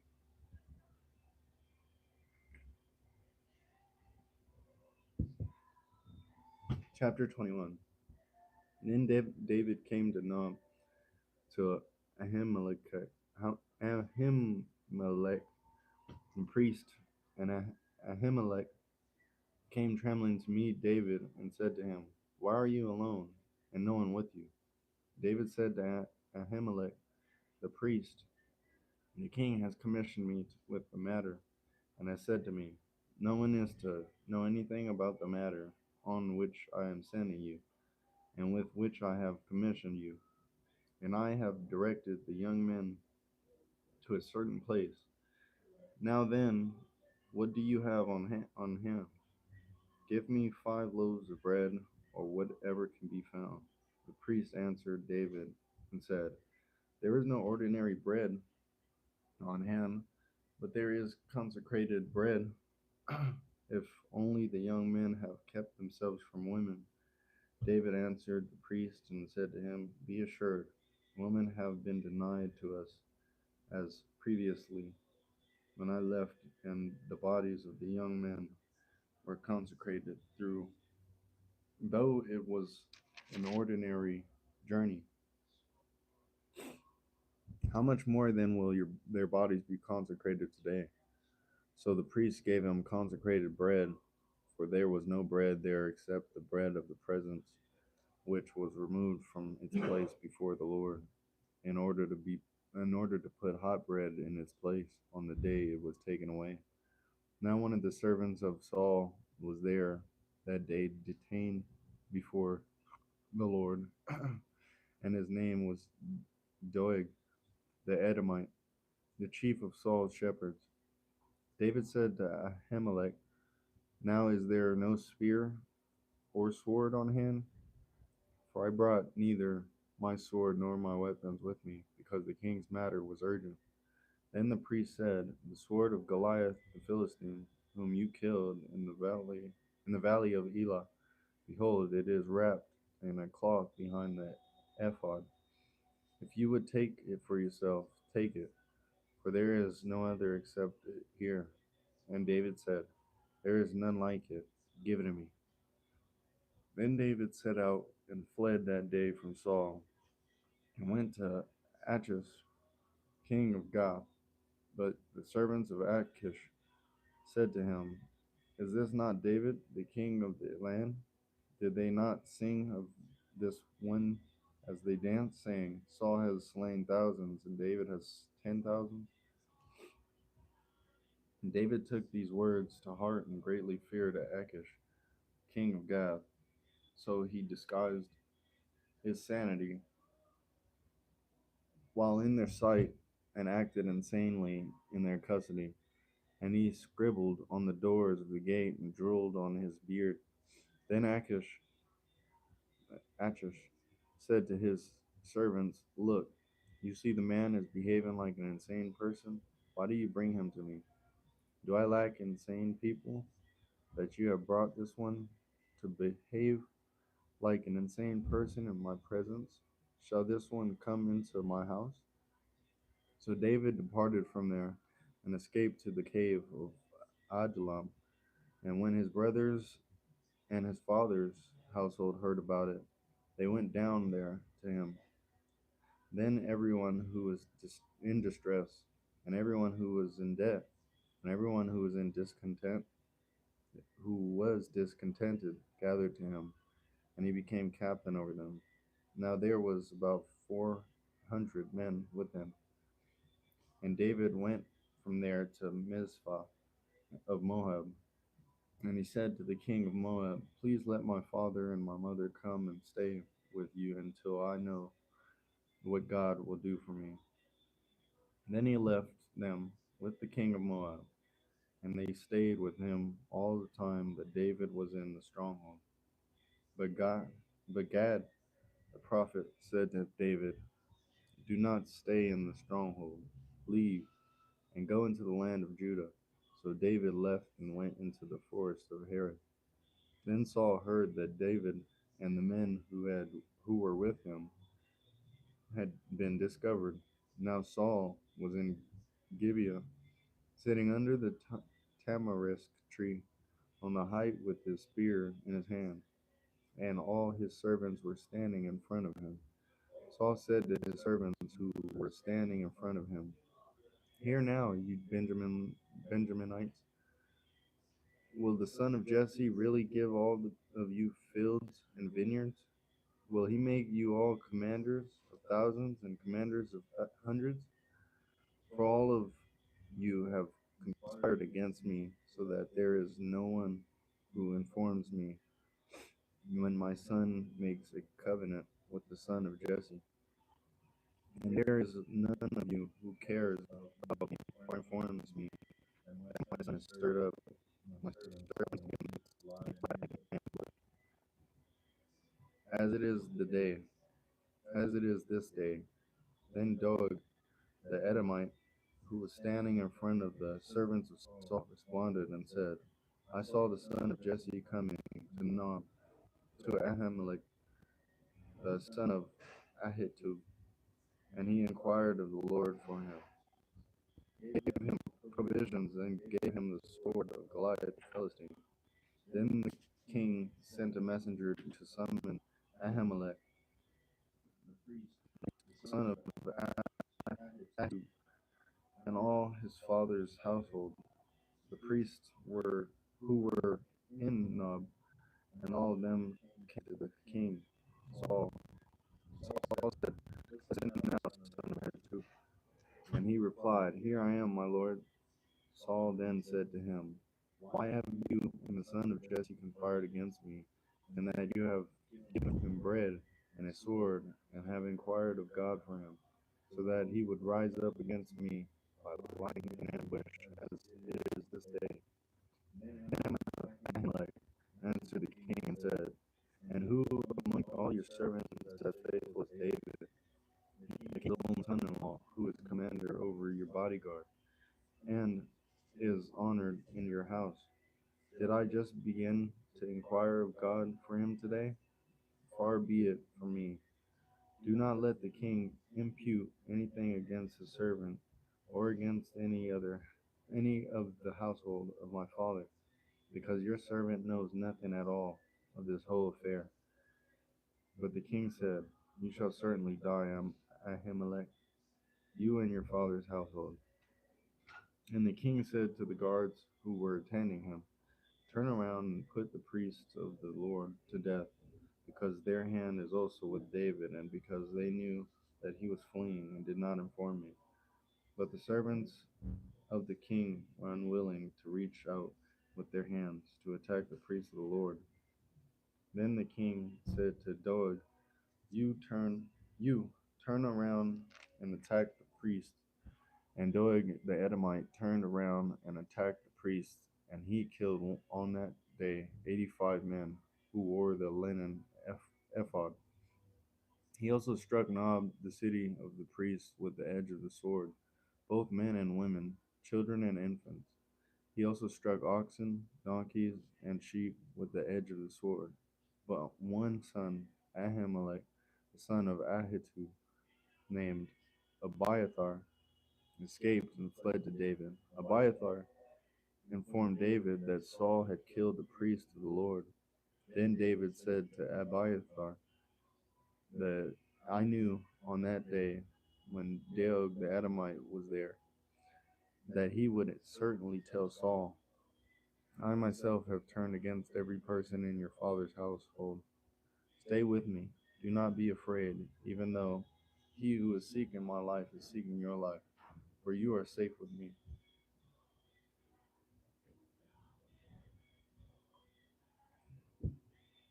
Chapter 23. Then they informed David, saying, behold, the Philistines are fighting against Keilah and are plundering threshing floors. So David inquired of the Lord, saying, shall I go and attack these Philistines? And the Lord said to David, go and attack the Philistines and save Keilah. But David's men said to him, behold, we are fearful here in Judah. How much more then if we go to Keilah against the ranks of the Philistines? So David inquired of the Lord once more. The Lord answered him and said, arise, go down to Keilah, for I am going to hand the Philistines over to you. Then David and his men went to Keilah and fought the Philistines, and drove away their livestock and struck them with a great slaughter. So David saved the inhabitants of Keilah. Now it came about when Abiathar, the son of Ahimelech, fled to David at Keilah, that he came down with an ephod in his hand. When it was reported to Saul that David had come from Keilah, Saul said, God has handed him over to me, for he shut himself in by entering a city with double gates and bars. So Saul summoned all the people for war to go down to Keilah to besiege David and his men.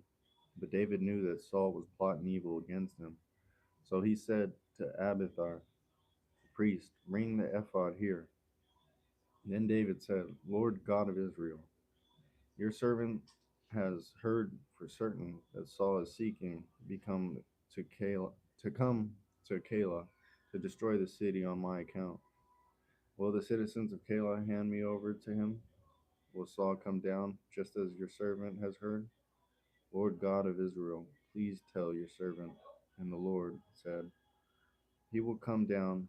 Then David said, will the citizens of Keilah hand me and my men over to Saul? And the Lord said, they will hand you over. And then David and his men, about 600, rose up and departed from Keilah, and they went wherever they could go. When it was reported to Saul that David had escaped from Keilah, he gave up the pursuit. David stayed in the wilderness, in the strongholds, and remained in the hill of country, in the wilderness of Ziph, and Saul searched for him every day, but God did not hand him over to him. Now David saw that Saul had come out to seek his life while David was in the wilderness of Ziph at Horesh. And Jonathan, Saul's son, set out and went to David at Horesh and encouraged him in God. He said to him, "Do not be afraid, because the hand of Saul my father will not find you, and you will be king over Israel, and I will be second in command to you. And Saul my father knows that as well." So the two of them made a covenant before the Lord, and David stayed at Horesh while Jonathan went to his house. Then Ziphites came up to Saul and at Gibeah, saying, "Is David not keeping himself hidden with us in the strongholds at Horesh, on the hill of Hachilah, which is south of Jeshimon? Now then, O king, come down, since you have fully desired to do so, and our part shall be to hand him over to the king." Saul said, "May you be blessed of the Lord, since you have had compassion on me. Go now, be more persistent, and investigate and see this his place where he is hiding, and who has seen him there. For I am told that he is very cunning. So look and learn about all the hiding places where he keeps himself hidden, and return to me with certainty, and I will go with you. And if he is in the land, I will search him out among all the thousands of Judah." So they set out and went to Ziph ahead of Saul. Now David and his men were in the wilderness of Maon in the Arabah to the south of Jeshimon. When Saul and his men went to seek him, they informed David, and he came down to the rock and stayed in the wilderness of Maon. And when Saul heard about it, he pursued David in the wilderness of Maon. Saul went on one side of the mountain, and David and his men on the other side of the mountain. And David was hurrying to get away from Saul, while Saul and his men were surrounding David and his men to apprehend him. But a messenger came to Saul, saying, "Hurry and come, for the Philistines have launched an attack against the land." So Saul returned from pursuing David and went to confront the Philistines. Therefore they called that place the Rock of Division. And David went up from there and stayed in the strongholds of Engedi.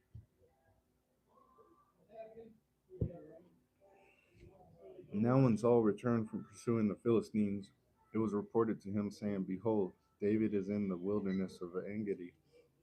And then Saul took 3,000 chosen men from all Israel and went to search for David and his men in front of the rocks of the mountain goats. And he came to the sheepfolds on the way, where there was a cave, and Saul went in to relieve himself. Now David and his men were sitting in the inner recesses of the cave. Then David's men said to him, "Behold, this is the day which the Lord said to you, Behold, I am about to hand your enemy over to you, and you shall do to him as it seems good to you." Then David got up and cut off the edge of Saul's robe secretly. But it came about afterward that David's conscience bothered him, because he had cut off the edge of Saul's robe. So he said to his men, "Far be it from me, because of the Lord, that I would do this thing to my Lord, the Lord's anointed, to reach out with my hand against him, since he is the Lord's anointed." David rebuked his men with these words, and did not allow them to rise up against Saul. And Saul got up, left the cave, and went on his way. Afterward, however, David got up and went out of the cave and called after Saul, saying, "My lord, the king." And when Saul looked behind him, David bowed with his face to the ground and prostrated himself. David said to Saul, "Why do you listen to the words of men who say, 'Behold, David is seeking to harm you'? Behold, this day Your eyes have seen that the Lord had handed you over to me today in this cave, and someone said to kill you, but I spared you. And I said, I will not reach out with my hand against the Lord, because he is the Lord's anointed. So my father, look, indeed, look at the edge of my robe, of your robe in my hand. For by the fact that I cut off the edge of your robe, but did not kill you, now know and understand that there is no evil or rebellion in my hands, and I have not sinned against you. Though though you are lying in wait for my life to take it, may the Lord judge between you and me. May the Lord take vengeance on you for me. But my hand shall not be against you, as the proverb of the ancients say, out of the wicked comes wickedness, but my hand shall not be against you. After whom has the king of Israel gone out? Whom are you pursuing? A dead dog, a single flea? May the Lord therefore be judge and decide between you and me, and may he see and plead my case and save me from your hand. When David had finished speaking these words to Saul, Saul said, Is this your voice, my son David? Then Saul raised his voice and wept, and he said to David, You are more righteous than I, for you have dealt well with me, while I have dealt maliciously with you. You have declared today that you have done good to me, that the Lord handed me over to you, and yet you did not kill me. Though if a man finds his enemy, will he let him unharmed, go away unharmed? May the Lord therefore reward you with good in return for what you have done to me this day. Now behold, I know that you will certainly be king, and that the kingdom of Israel will be established in your hand. So now swear to me by the Lord that you will not cut off my descendants after me, and that you will not eliminate my name from my father's household. And David swore an oath to Saul. Then Saul went to his home, but David and his men went up to the stronghold.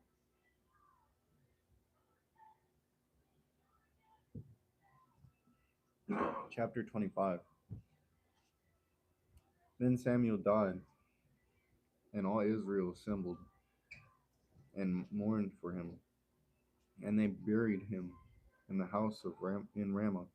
And David set out and went down to the wilderness of Paran. Now there was a man in Maon, whose business was in Carmel, and the man was very rich, and he had 3,000 sheep and thousands of goats. And it came about while he was shearing his sheep in Carmel. Now the man's name was Nabal, and his wife's name was Abigail, and the woman was intelligent and beautiful in appearance, but the man was harsh and evil in his dealings, and he was the celibate. That David that David heard in the wilderness that Nabal was shearing his sheep. So David sent 10 young men, and David said to the young men, Go up to Carmel and visit Nabal, and greet him in my name.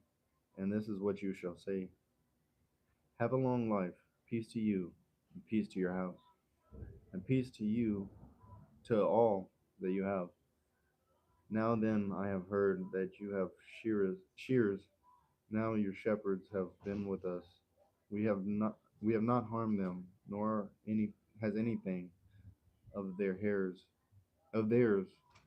gone missing all the days they were in Carmel.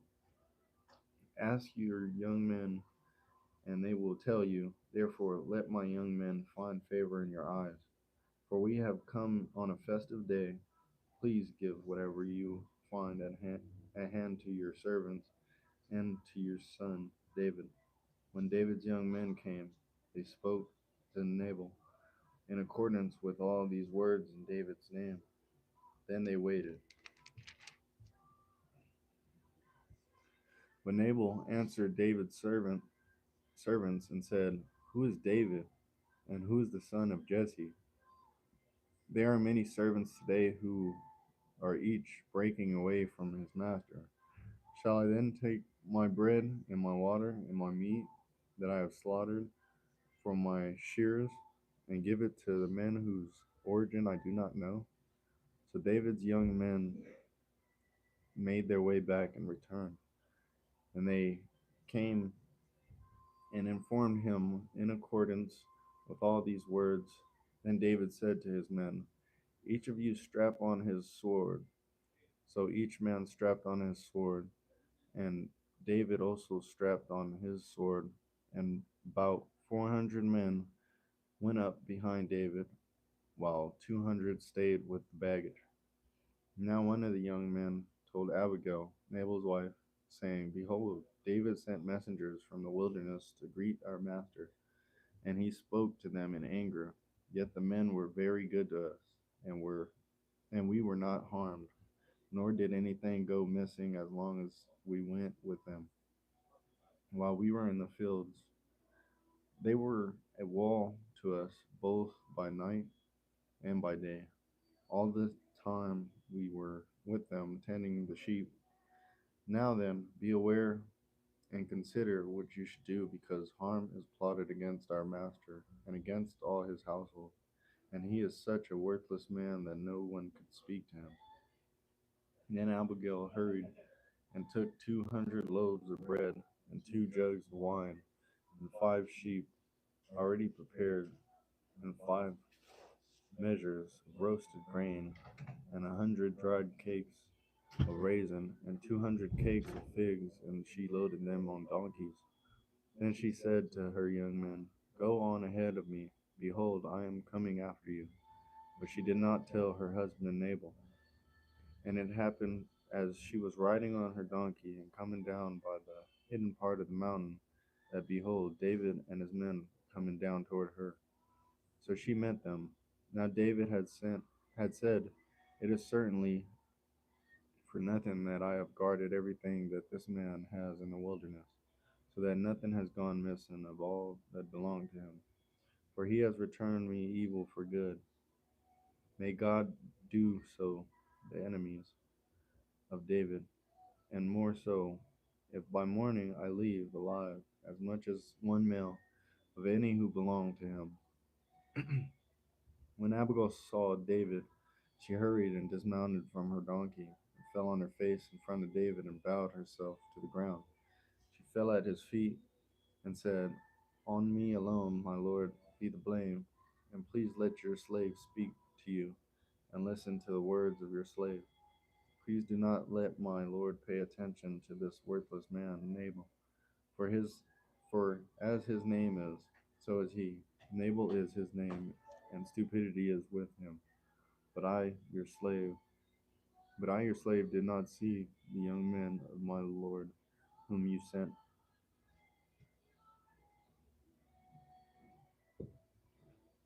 Now then, my lord, as the Lord, as the Lord lives, and as your soul lives, since the Lord has restrained you from shedding blood and from avenging yourself by your own hand, now then, may your enemies and those who seek evil against my Lord be like Nabal. And now let this gift which your servant has brought to my Lord be given to the young men who accompany my Lord.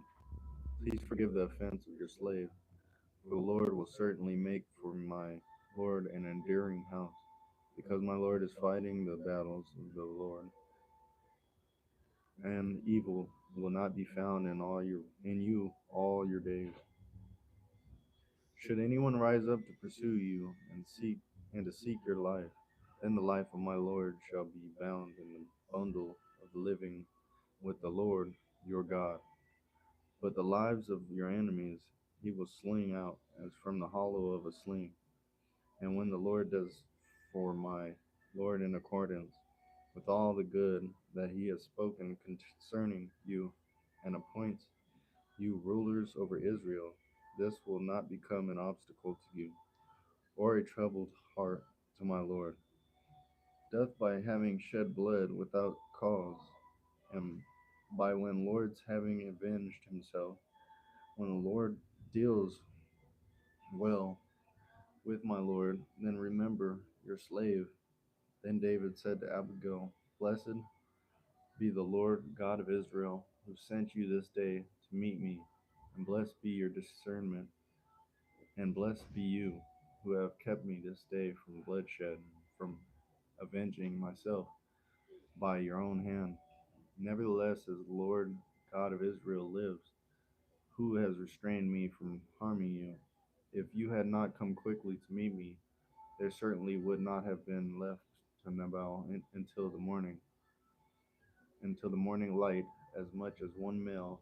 So David accepted from her hand what she had brought, and said to her, Go up to your house and in peace. See, I have listened to you and granted your request. Then Abigail came to Nabal, and behold, he was having a feast in his house, like the feast of a king. And Nabal's heart was cheerful within him, for he was very drunk. So she did not tell him anything at all until the morning light. But in the morning, when the wine had gone out of Nabal, his wife told him these things, and his heart died within him, so that he became like a stone. About 10 days later, the Lord struck Nabal, and he died. When David heard that Nabal was dead, he said, Blessed be the Lord, who has pleaded the cause of the shame inflicted on me by the hand of Nabal, and has kept back his servant from evil. The Lord has also returned the evil doing of Nabal on his own head. Then David sent a proposal to Abigail to take her as his wife. When the servants of David came to Abigail at Carmel, they spoke to her, saying, David has sent us to you to take you up to him as his wife. And she got up and bowed with her face to the ground and said, Behold, your slave is a servant to wash the feet of my Lord's servant. When Abigail got up quickly and rode on a donkey with her 5 female attendants who accompanied her, and she followed the messengers of David and became his wife. David had also taken Ahinoam of Jezreel, and they both became his wives. But Saul had given his daughter Michal, David's wife, to Palti, the son of Laish, who was from Galim.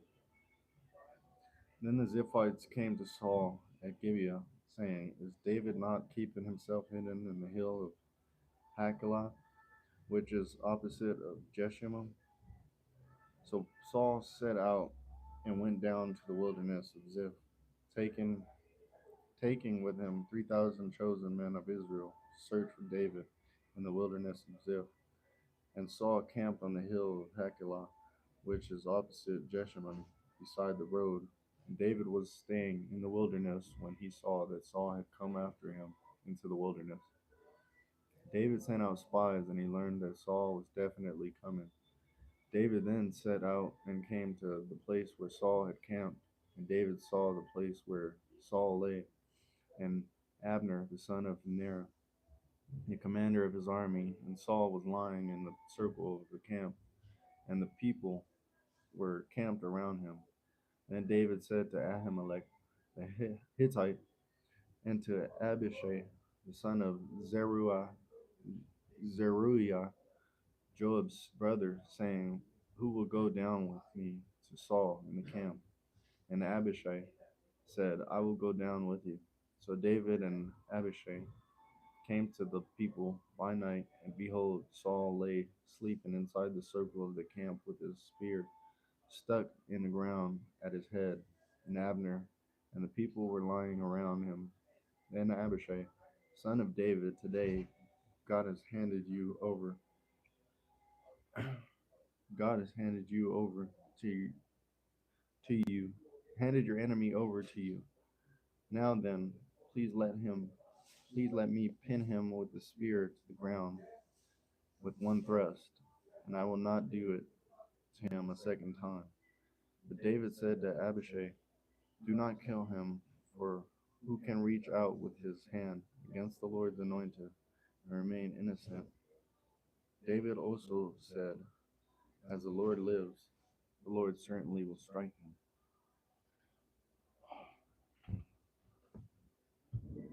or his day will come that he dies, or he will go down in battle and perish. The Lord forbid that I would reach out with my hand against the Lord's anointed. But now please take the spear that is at his head and the jug of water, and let's go. So David took the spear and the jug of water that were at Saul's head, and they left. And no one saw or knew about it, nor did anyone awaken, for they were all asleep, because a deep sleep from the Lord had fallen on them. Then David crossed over to the other side and stood on top of the mountain at a distance with a large area between them. And David called to the people and to Abner, son of Ner, saying, "Will you not answer, Abner?" Then Abner replied, "Who are you who calls to the king?" So David said to Abner, "Are you not a man?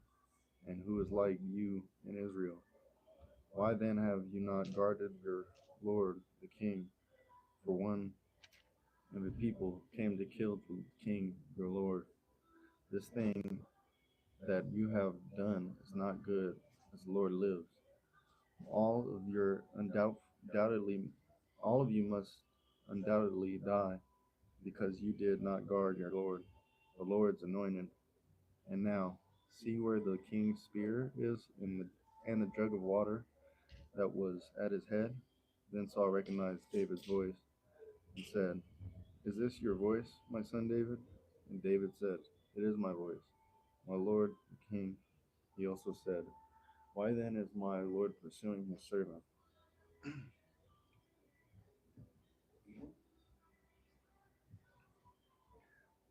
Why is why then is my lord pursuing his servant? For what have I done? What evil is in my hand? Now then, please let my lord the king listen to the words of his servant. If the Lord has incited you against me, may he accept an offspring. But if it is people, cursed are they before the Lord, because they have driven me out today, so that I would have no share in the inheritance of the Lord, saying, Go, serve other gods. Now then, do not let my blood, do not let my blood fall to the ground far from the presence of the Lord, for the king of Israel has come out to search for a single flea, just as one hunts a partridge in the mountains. Then Saul said, I have sinned. Return my son David, for I will not harm you again, since my life was precious in your sight. This day, behold, I have played the fool, and have made a very great mistake. David replied, Behold, the spear of the king. Now have one of your young men come over and take it, and the Lord will repay each man for his righteousness and his faithfulness. For the Lord handed you over to me today, but I refused to reach out with my hand against the Lord's anointed.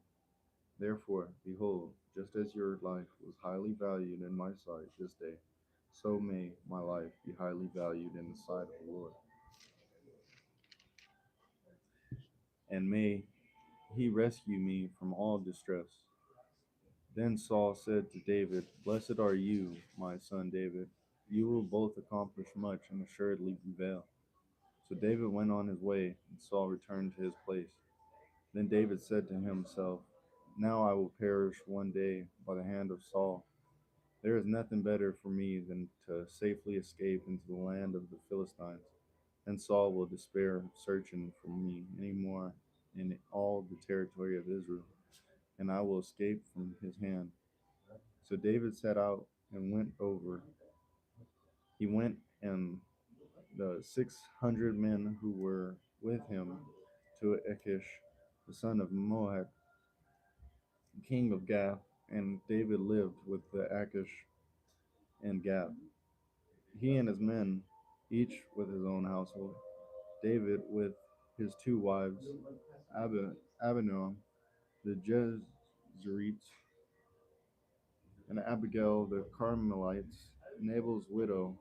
Now it was reported to Saul that David had fled to Gath, so he no longer searched for him.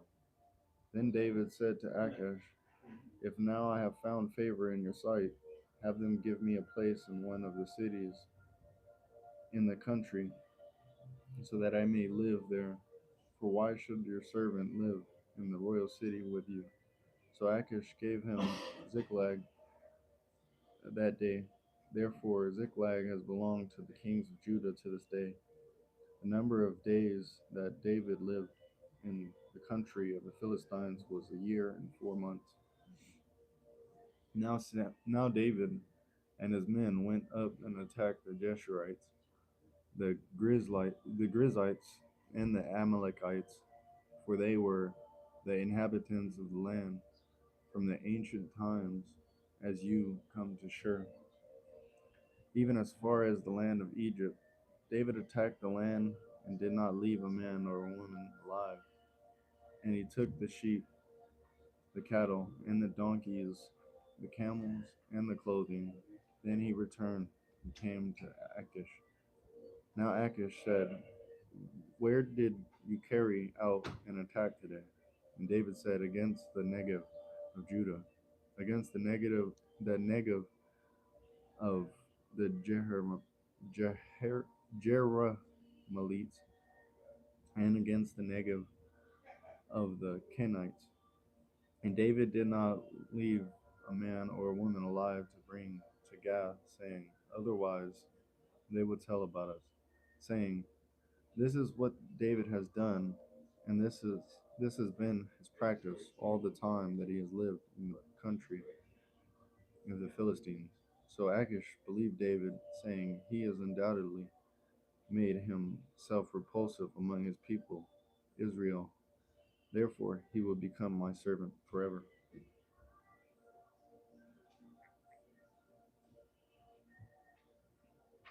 Chapter 28. And now it came about in those days that the Philistines gathered their armed camps for war to fight against Israel. And Achish said to David, "Know for you certain that you will go out with me in the camp, you and your men." David said to Achish, "Very well, you will learn what your servant can do." So Achish said to David, "Then I will assuredly make you my bodyguard for life." Now Samuel was dead, and all Israel had mourned him and buried him in Ramah, his own city. And Saul had removed the Medians and Spiritists from the land. So the Philistines assembled and came and camped in Shenam. And Saul gathered all Israel together, and they camped in Gilboa. When the Saul when Saul saw the camp of the Philistines, he was afraid, and his heart trembled greatly. So Saul inquired of the Lord, but the Lord did not answer him, either in dreams or by the Urim or by the prophets. Then Saul said to his servants, "Find for me a woman who is a medium, so that I may go to her and inquire of her." And his servant said to him, "Behold, there is a woman who is a medium at Endor." And then Saul disguised himself by putting on different clothes and went, he and 2 men with him. And they came to the women by night and said, "Consult the spirit for me, please, and bring up for me the one whom I shall name for you." But the woman said to him, "Behold, you know what Saul has done, that he has eliminated the mediums and the spiritists from the land. Why are you then setting a trap for my life, to bring about my death?" So Saul swore an oath to her by the Lord, saying, "As the Lord lives, no punishment shall come upon you for this thing." Then the woman said, "Whom shall I bring up for you?" And he said, "Bring up Samuel for me." When the woman saw Samuel, she cried out with a loud voice, and the woman spoke to Saul, saying, "Why have you deceived me? For you are Saul." But the king said to her, "Do not be afraid. Well, what do you see?" And the woman said to Saul, "I see a divine being coming up from earth." He said to her, "How does he appear?" And she said, "An old man is coming up, and he is wrapped in a robe." Then Saul knew that it was Samuel, and he bowed with his face to the ground and paid homage. And Samuel said to Saul, "Why have you disturbed me by bringing me up?" Saul replied, "I am very distressed, for the Philistines are waging war against me, and God has abandoned me and no longer answers me, either through prophets or in dreams. Therefore I have called you, so that you may let me know what I should do." Samuel said, "But why ask me, since the Lord has abandoned you and has become your enemy? And the Lord has done just as he spoke through me. For the Lord has torn the kingdom from your hand and given it to your neighbor, to David, and given it to your neighbor, to David. Just as you did not obey the Lord and did not execute his fierce wrath on Amalek, so the Lord has done the same thing to you this day. Furthermore, the Lord will also hand Israel along with you over to the Philistines. So tomorrow you and your sons will be with me. Indeed, the Lord will hand the army of Israel over to the Philistines." Can you cut that off? Then Saul immediately fell full length to the ground and was very afraid because of Samuel's words. There was no strength in him either, because he had eaten no food all day and all night. The woman who came to Saul and saw that he was utterly horrified, and she said to him, "Behold, your servant has obeyed you, and I have taken my life in my hand, and have listened to your words, which you spoke to me. So now you too, please listen to the voice of your servant, and let me serve you a piece of bread, and eat it, so that you will have strength when you go on your way." But he refused and said, "I will not eat." However, his servants together with the women urged him, and he listened to them. So he so he got up from the ground and sat on the bed. Now the woman had a fattened calf in the house, and she quickly slaughtered it. Then she took flour, kneaded it, and baked unleavened bread from it. She then served it to Saul and his servants, and they ate. Then they got up and left that night. Now the Philistines gathered together all their armies to Aphek, while the Israelites were camping by the spring which is in Jezreel. And the governors of the Philistines were proceeding on, leading hundreds of thousands. David and his men were proceeding in the back with Achish. Then the commanders of the Philistines said, "What are these Hebrews doing here?" And Achish said to the commanders of the Philistines, "Is this not David, the servant of Saul, the king of Israel, who has been with me these days, or rather these years, and I have found nothing at all suspicious in him since the day he deserted to me to this day?" But the commanders of the Philistines were angry with him. And the commanders of the Philistines said to him, "Make the man go back, so that he will return to his place where you have assigned him.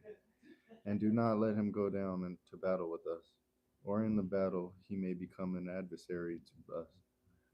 For how could this man find favor with his Lord? Would it not be with the heads of these men? Is this not David of whom they sing in the dances, saying, Saul has slain his thousands, and David his 10,000s? Then Achish called David and said to him, "As the Lord lives, you have indeed been honest, and your going out and your coming in with me in the army are pleasing in my sight. For I have not found evil in you since the day of your coming to me to this day. Nevertheless, you are not pleasing in the sight of the governors. Now then, return and go in peace, so that you will not do anything wrong in the sight of the governors of the Philistines." However, David said to Achish, "But what have I done, and what have you found in your servant since the day that I came before you, to this day, that I cannot go and fight against the enemies of my lord, the kings?" the king. But Achish replied to David, I know that you are pleasing in my sight, like an angel of God, nevertheless. The commanders of the Philistines have said, he must not go up with us into battle. Now then, rise early in the morning with the servants of your Lord who have come with you. And as soon as you have risen early in the morning and have light, leave. So David got up early, he and his men, to leave in the morning, to return to the land of the Philistines. And the Philistines went up to Jezreel. 1 Samuel chapter 30. Then it, then it happened when David and his men came to Ziklag on the third day that the Amalekites had carried out an attack on the Negev and on Ziklag, and had overthrown Ziklag and burnt it with fire. And they took captive the women and all were in it, from the small to the great, without killing anyone, and drove them off and went their way. When David and his men came to the city, behold, it was burned with fire, and their wives, their sons, and their daughters had been taken captive. Then David and the people who were with him raised their voices and wept until there was no strength in them to weep. Now David's two wives had been taken captive, Ahinoam the Jezreelites, and Abigail the widow of Nabal the Carmelite. Also David was in great distress because the people spoke of stoning him, for all the people were embittered, each one because of his sons and his daughters. But David felt strengthened in the Lord his God. Then David said to Abiathar, the priest, the son of Ahimelech, please bring me the ephod.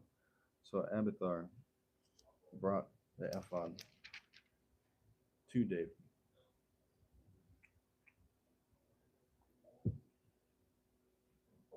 And David inquired of the Lord, saying, shall I pursue this band of raiders? Will I overtake them?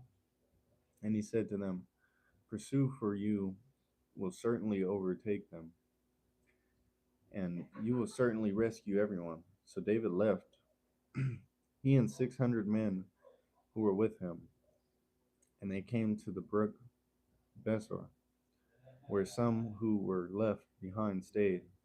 But David pursued, he and 400 men, for 200 who were too exhausted to cross the brook Besor stayed behind.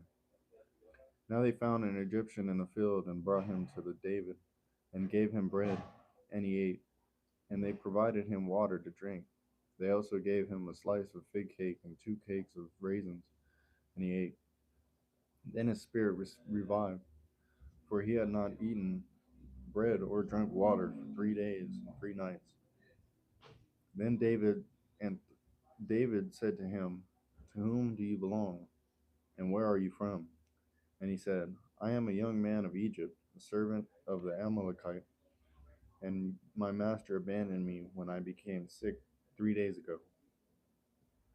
We carried out an attack on the Negev of the Cherethites, and on that which belongs to Judah, and on the Negev of Caleb, and we burned Ziklag with fire. Then David said to him, will you bring me down to this band of raiders? And he said, swear to me by God that you will not kill me or hand me over to my master, and I will bring you down to this band.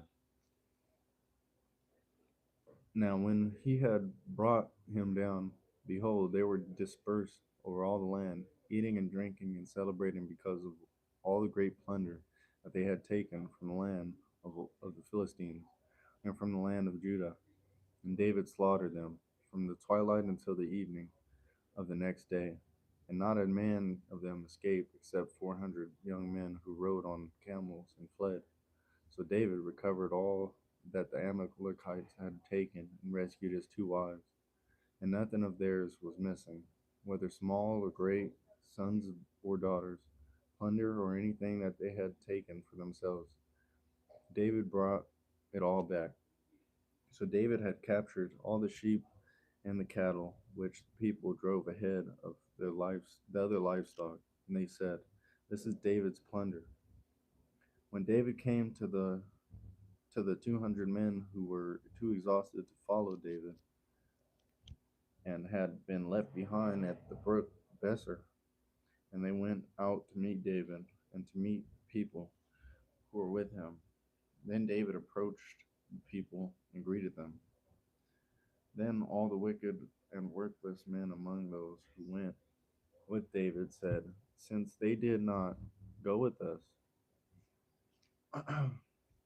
we will not give them any of the spoils that we have recovered, except to every man his wife and his children, so that they may lead them away and leave."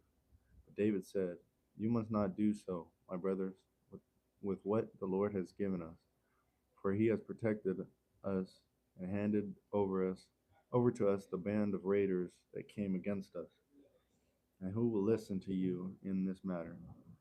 For as in the share of the one who goes down into the battle, so shall be the share of the one who stays by the baggage.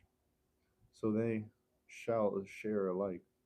So it has been far from the day forward that he made it a statute and an ordinance for Israel to this day. Now when David came to Ziklag, he sent some of the spoils to the elders of Judah, to his friends, saying, "Behold, a gift for you from the spoils of the enemies of the Lord. To those who were in Bethel, to those who were in Ramah of the Negev, to those who were in Jatir, to those who were in Aurori, to those who were in Sifmoth, to those who were in Estemoa, to those who were in Racco, and to those who were in the cities of the Jerahmeelites, to those who were in the cities of the Kenites, to those who were in Hormah, to those who were in Barashan, to those who were in Attak, to those who were in Hebron, and to all the places where David himself and his men walked. Chapter 31. Now the Philistines were fighting against Israel, and the men of Israel fled from the Philistines, but fell fatally wounded on Mount Gilboa. And the Philistines also overtook Saul and his sons, and the Philistines killed Jonathan, Abinadab, and Malachi Shua, the son of Saul. The battle went heavily against Saul, and the archers found him, and he was gravely wounded by the archers. Then Saul said to his armor bearer, "Draw your sword and pierce me through with it.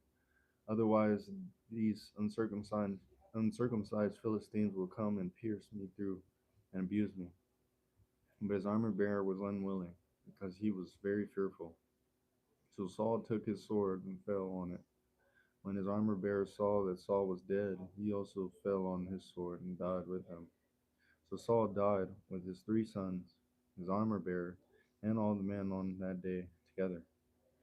Now when the people of Israel who were on the other side of the valley with those who were beyond the Jordan saw that the men of Israel had fled, and that Saul and his sons were dead, they abandoned the cities and fled. Then the Philistines came and settled in them. It came about the next day, when the Philistines came to strip those killed, that they found Saul and his 3 sons fallen on Mount Gilboa. They cut off his head and stripped off his weapons and sent them throughout the land of the Philistines to bring the good news to the house of their idols and to the people. They put his weapons in the temple of Ashtaroth, and they nailed his body to the wall of Bethshan. Now when the inhabitants of Jabesh Gilead heard what the Philistines had done to Saul, all the valiant men got up and walked all night, and they took the body of Saul and the bodies of his sons from the wall of Bethshem, and they came to Jabesh and burned them there. And they took their bones and buried them under the tamarisk tree, Jabesh, and fasted for 7 days. 2 Samuel chapter 1. Now it came about after the death of Saul, when David had returned from the slaughter of the Amalekites, that David stayed 2 days in Ziklag, and on the third day, behold, a man came from Saul's camp with his clothes torn and dust on his head. And it happened when he came to David, he fell to the ground and prostrated himself. Then David said to him, "From where do you come?"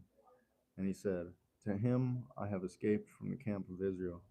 David said to him, How did things go? Please tell me." And he said, "People have fled from the battle, and many of the people also have fallen and are dead. And Saul and his son Jonathan are also dead." Then David said to the young man who told him, "How did you know that Saul and his son Jonathan are dead?" The young man who told him said, "By chance I happened to be on Mount Gilboa, and behold, Saul was leaning on his spear, and behold, the chariots of the horsemen had overtaken him. When he looked behind himself, he saw me and called to me, and I said, 'Here I am.' Then he said to me, 'Who are you?' And I answered him, 'I am an Amalekite.' And he said to me, 'Please stand next to me and finish me off, for agony has seized me, because my life still lingers in me.' So I stood next to him and finished him off, because I knew that he could not live after he had fallen. And I took the crown which was on his head and the band which was on his arm, and I have brought them here to my Lord." Then David took hold of his clothes and tore them, and so also did all the men who were with him. And they mourned and wept and fasted until evening for Saul and his son Jonathan, and for the people of the Lord and the house of Israel, because they had fallen by the sword. Then David said to the young man who informed him, "Where are you from?"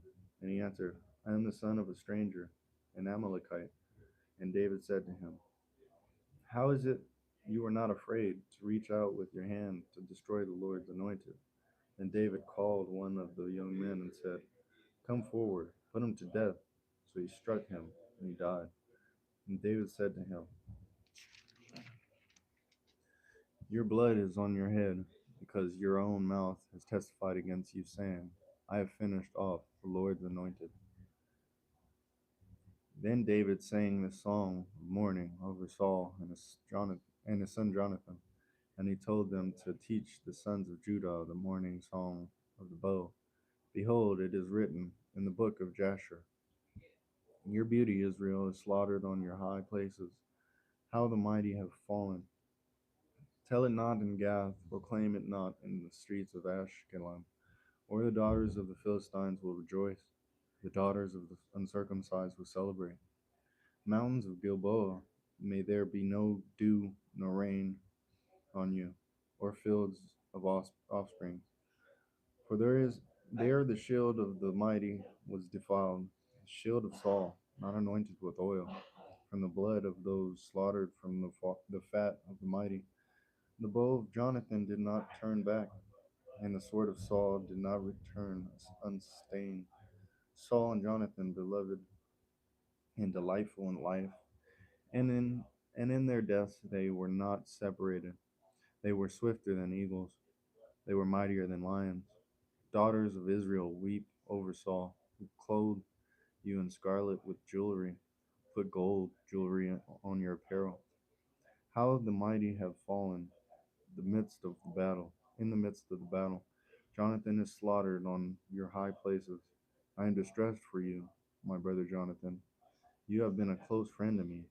Your love for me was more wonderful than the love of women. How the mighty have fallen, and the weapons of war have perished.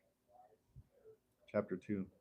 And it came about afterward that David inquired of the Lord, saying, "Shall I go up to one of the cities of Judah?" And the Lord said to him, "Go up." So David said, "Where shall I go up?" And he said, "To Hebron." So David went up there, and his two wives also. Ahinoam the Jezreelites, and Abigail the widow of Nabal the Carmelite. And David brought up his men who were with him, each with his household, and they settled in the cities of Hebron. Then the men of Judah came, and there they anointed David king over the house of Judah. And they told David, saying, It was the men of Jabesh Gilead who buried Saul. So David sent messengers to the men of Jabesh Gilead and said to them, May you be blessed of the Lord, because you have shown this kindness to Saul, your Lord, and have buried him. And now may the Lord show kindness and truth to you, and I also will show the goodness to you, because you have done this thing. Now then, let your hands be strong and be valiant, since Saul your Lord is dead, and also the house of Judah have anointed me king over them. But Abner the son of Ner, commander of Saul's army, had taken Ishbosheth, the son of Saul, and brought him over to Mahanaim, and he made him king over Gilead, over the Asherites, over Jezreel, over Ephraim, and over Benjamin, even over all Israel. Ishbosheth, the Saul's son, was 40 years old when he became king over Israel, and he was king for 2 years. The house of Judah, however, followed David. In the time that David was king in Hebron over the house of Judah was 7 years and 6 months. Now Abner, the son of Ner, went from Mahanaim to Gibeon with the servants of Ishbosheth, the son of Saul, and Joab, the son of Zeruiah. And the servants of David went out and met them at the pool of Gibeon. And they sat down, Abner's men on one side of the pool, and Joab's men on the other side of the pool. Then Abner said to Joab, Now have the young men arise and hold the material skills. Imagine our presence. And Joab said, Have them arise.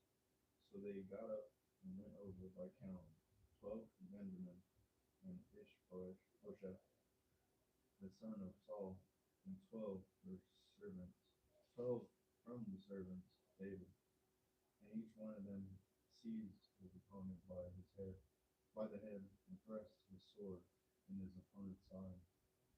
So they fell down together. Therefore, that place was called Helkath Hazzurim, which is in Gibeon. That day the battle was very severe, and Abner and the men of Israel were defeated by the servants of David.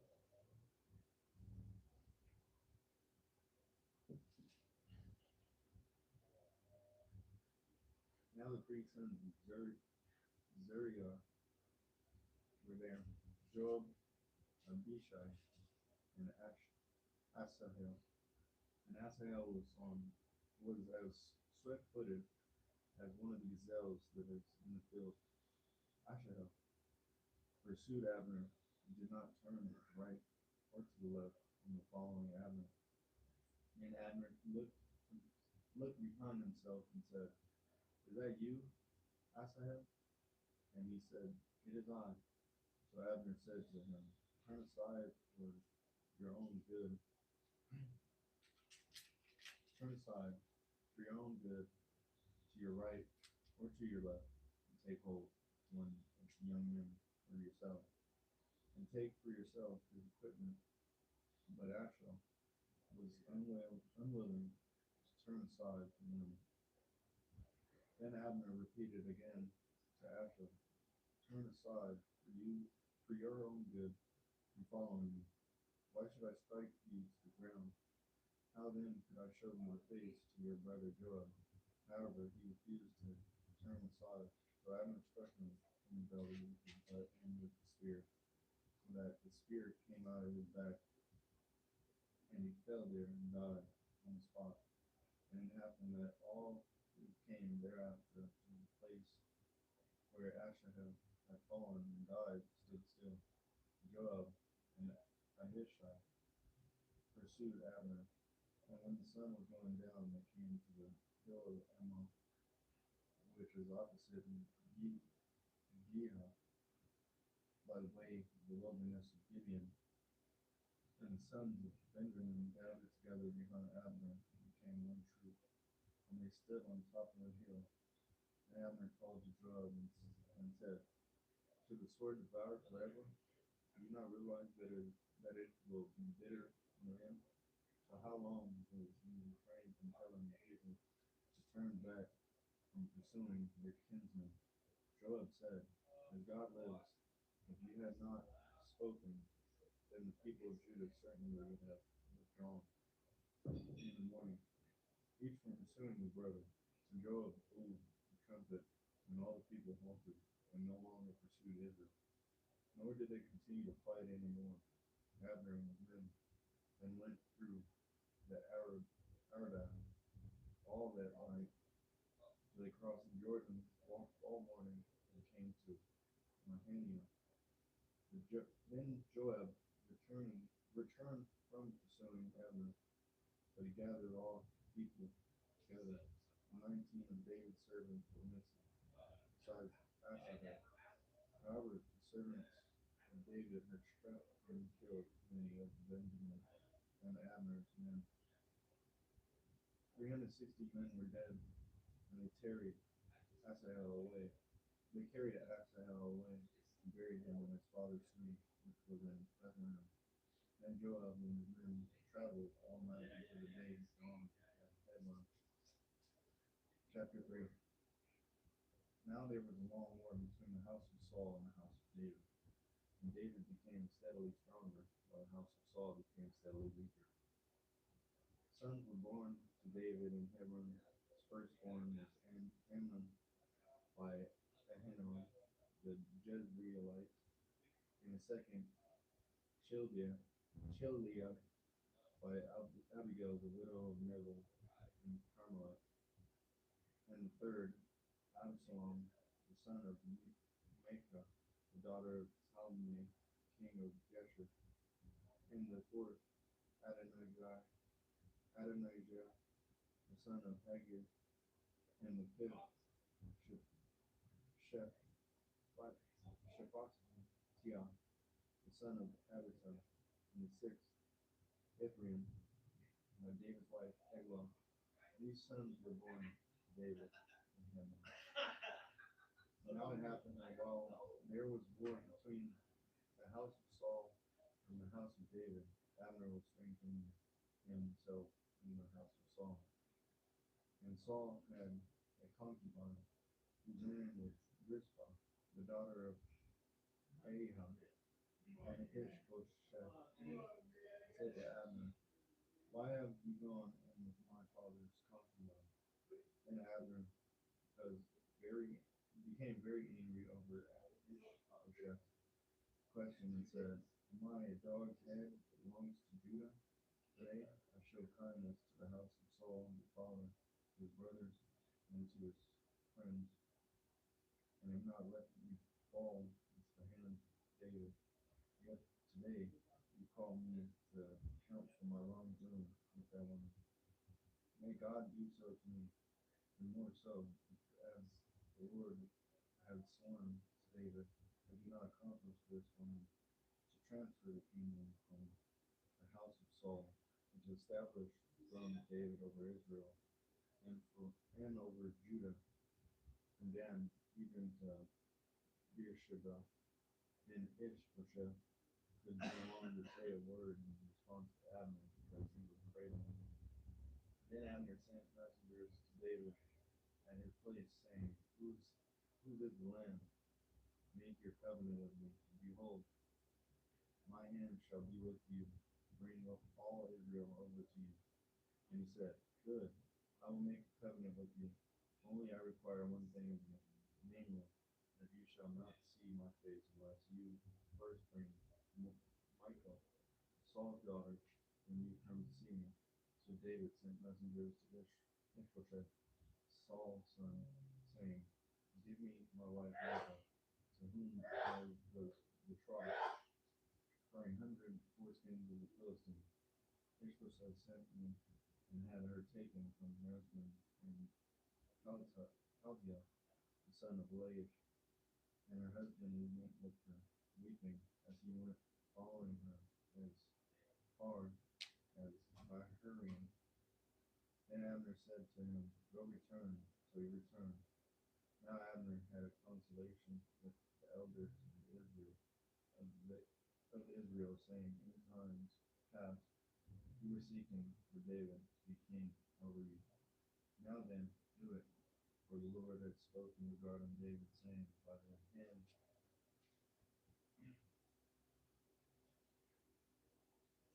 of my servant David, I will save my people Israel from the land from your hand of the Philistines, from the hands of all their enemies." Abner also spoke to Benjamin, and in addition Abner went to speak to David in Hebron, and everything that seemed good to Israel, and to the entire house of Benjamin. Then Abner and 20 men with him came to David by Hebron, and David held a feast for Abner. And the men who were with him, Abner said to David, "Let me set out and go and gather all Israel to my lord the king, so that they may make a covenant with you, and that you may be king over all that your soul desires." So David let Abner go, and he went in peace. And behold, the servants of David and Joab came from the raid and brought a large amount of plunder with them. But Abner was not with David in Hebron, since he had let them go, and he had gone in peace. When Joab and all the army that was with him arrived, they informed Joab, saying, "Abner, the son of Ner, came to the king, and he has let him go on his way, and he has gone in peace." Then Joab came to the king and said, "What have you done? Behold, Abner came to you. Why then have you let him go, so that he is already gone? You know Abner, the son of Ner, that he come to gain your confidence, and to learn of your going out and coming in, and to find out everything that you are doing." And Joab left David's presence and sent messengers after Abner, and they brought him back from the well of Sirah, but David did not know about it. So when Abner returned to Hebron, Joab took him aside into the middle of the gate to speak with him privately, and there he struck him in the belly, and that he died his uh, on account of the blood of his brother Asahel. Afterward, when David heard about this, he said, "I and my kingdom are innocent, because the Lord forever of the blood of Abner, the son of Ner, may it turn upon the head of Joab and on all his father's house, and may there not be eliminated from the house of Joab someone who suffers a discharge, or has leprosy, or holds a spindle, or falls by the sword, or lacks bread." So Joab and his brother Abishai killed Abner, because he had put their brother Asahel to death in the battle of Gibeon. Then David said to Joab and to all the people who were with him, "Tear your clothes and put on sackcloth and mourn before Abner." And King David walked behind the bier, and they buried Abner in Hebron.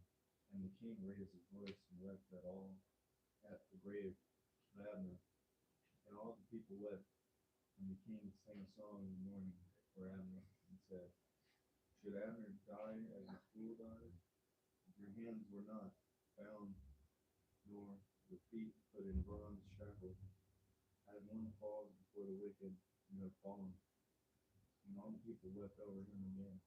And all the people came to provide food for David in his distress, while it was still day. But David vowed, saying, "May God do so to me, and more so, if I taste bread or anything else before the sun goes down."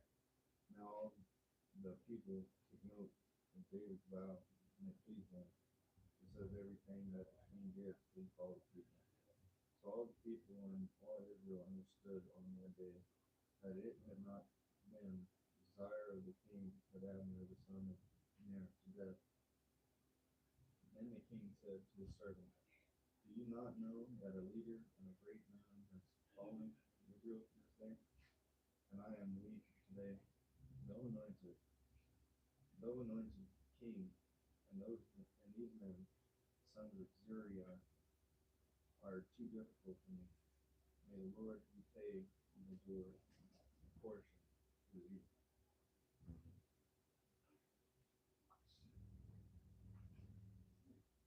Chapter 4. Now when Ishbosheth, Saul's son, heard about Abner and died in Hebron, his courage failed, and all of Israel was horrified. And Saul's son had two men who were commanders of his troops, and the name of the one was Benah, and the name of the other Richard, son of Rimmon, the Beerothite of the sons of Benjamin, for Beeroth is also considered part of Benjamin.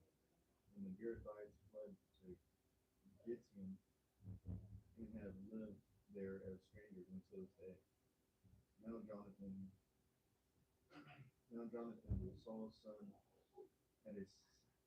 had a son who was disabled in both feet. He was 5 years old when the news of Saul and Jonathan came from Jezreel, and his nurse picked him up and fled. But it happened that in her hurry, he fell and no longer walked, and his name was Mephibosheth. So the sons of Rimmon,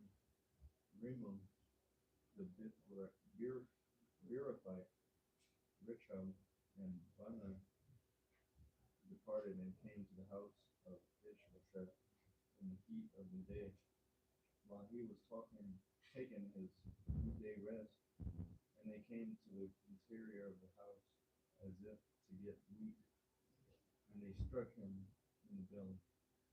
And Richard and his brother Benah escaped.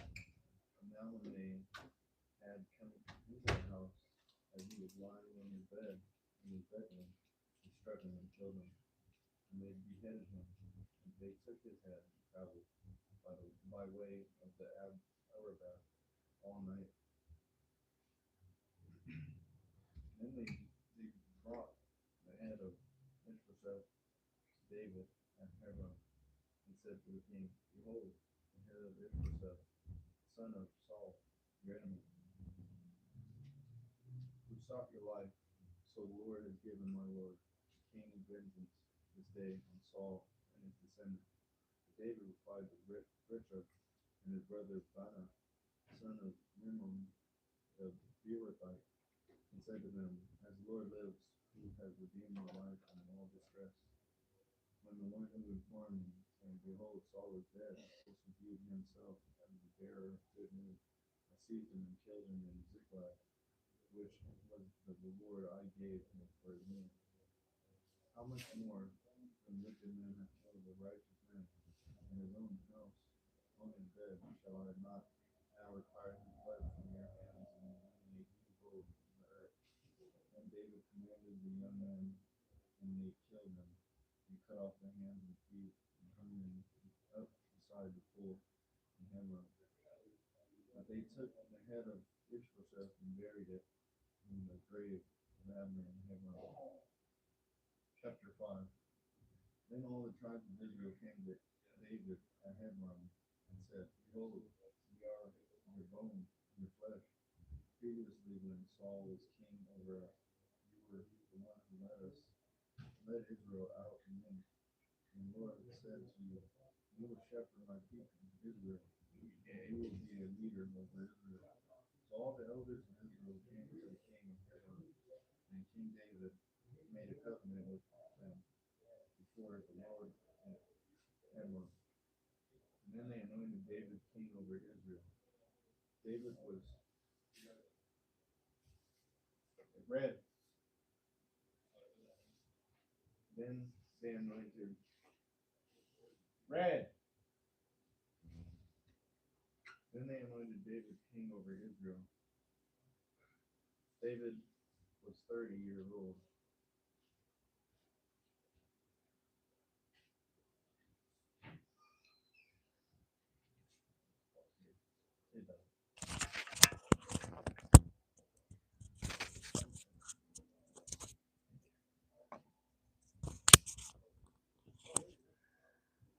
David was 30 years old when he became king, and he reigned for 40 years at Hebron. He reigned over Judah for 7 years and 6 months, and in Jerusalem he reigned for 30 years, 33 years over all Israel and Judah. Now the king and his men went to Jerusalem against the Jebusites and inhabitants of the land, and they said to David, "You shall not come in here, but even those who are blind, and those who limp away will turn you away," thinking, "David cannot enter here." Nevertheless, David captured the stronghold of Zion, that is, the city of David, and David said on that day, "Whoever strikes the Jebusites is to reach those who limp and those who are blind, who are hated by David's soul, through the water tunnel." For that reason, they say, "People who are blind and people who are limp shall not come into the house." So David lived in the stronghold and called it the city of David. And David built all around from the Millo and inward. And David became greater and greater, for the Lord God of armies was with him. Then Hiram, king of Tyre, sent messengers to David with cedar trees, carpenters, and stonemasons, and they built a house for David. And David realized that the Lord had appointed him as king over Israel, and that he had exalted his kingdom for the sake of his people Israel. Meanwhile, David took more concubines and wives from Jerusalem after he came from Hebron, and more sons and daughters were born to David. Now, these are the names of those who were born to him in Jerusalem: Shammua, Shabib, Nathan, Solomon, Ibhar, Elishua, Nepheg, Japhia, Elishama, Eliada, and Eliphelet.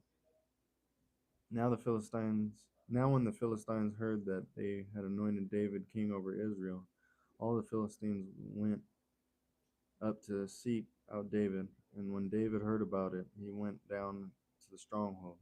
Now the Philistines came and overran the valley of Rephaim. Now David inquired of the Lord, saying, "Shall I go up against the Philistines? Will you hand them over to me?" And the Lord said to David, "Go up, for I will certainly hand the Philistines over to you." Then David came to Baal Perazim and defeated them there. And he said, "Lord has broken through my enemies before me, like the breakthrough of water." Therefore he named that place Baal Perazim, and the Philistines abandoned their idols there. So David and his men carried them away. Now the Philistines came up once again and overran the valley of Rephaim. So David inquired of the Lord, but he said, "You shall not go directly up. Circle around behind and come at them in front of the Baca shrubs. And it shall be, when you hear the sound of marching in the tops of Baca shrubs, then you shall act promptly, for then the Lord will have gone out before you to strike the army of the Philistines." Then David did so, just as the Lord had commanded him. He struck and killed the Philistines from Geba as far as Gezer.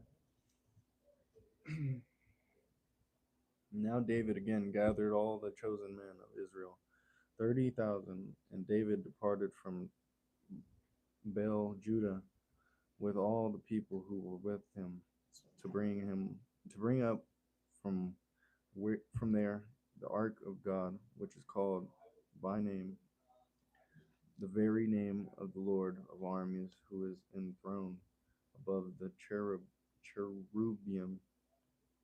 They had mounted the ark of God on a new cart and moved it from the house of Abinadab, which was on the hill, and Uzzah and Ahio, the sons of Abinadab, were leading the new cart. So they brought it with the ark of God from the house of Abinadab, which was on the hill, and Ahio was walking ahead of the ark. Meanwhile, David and all the house of Israel were celebrating before the Lord with all kinds of instruments made of juniper wood, with lyres, harps, tambourines, castanets, and cymbals. But when they came to the threshing floor of Nacon, Uzzah reached out toward the ark of God and took hold of it, because the oxen nearly overturned it. And the anger of the Lord burned against Uzzah.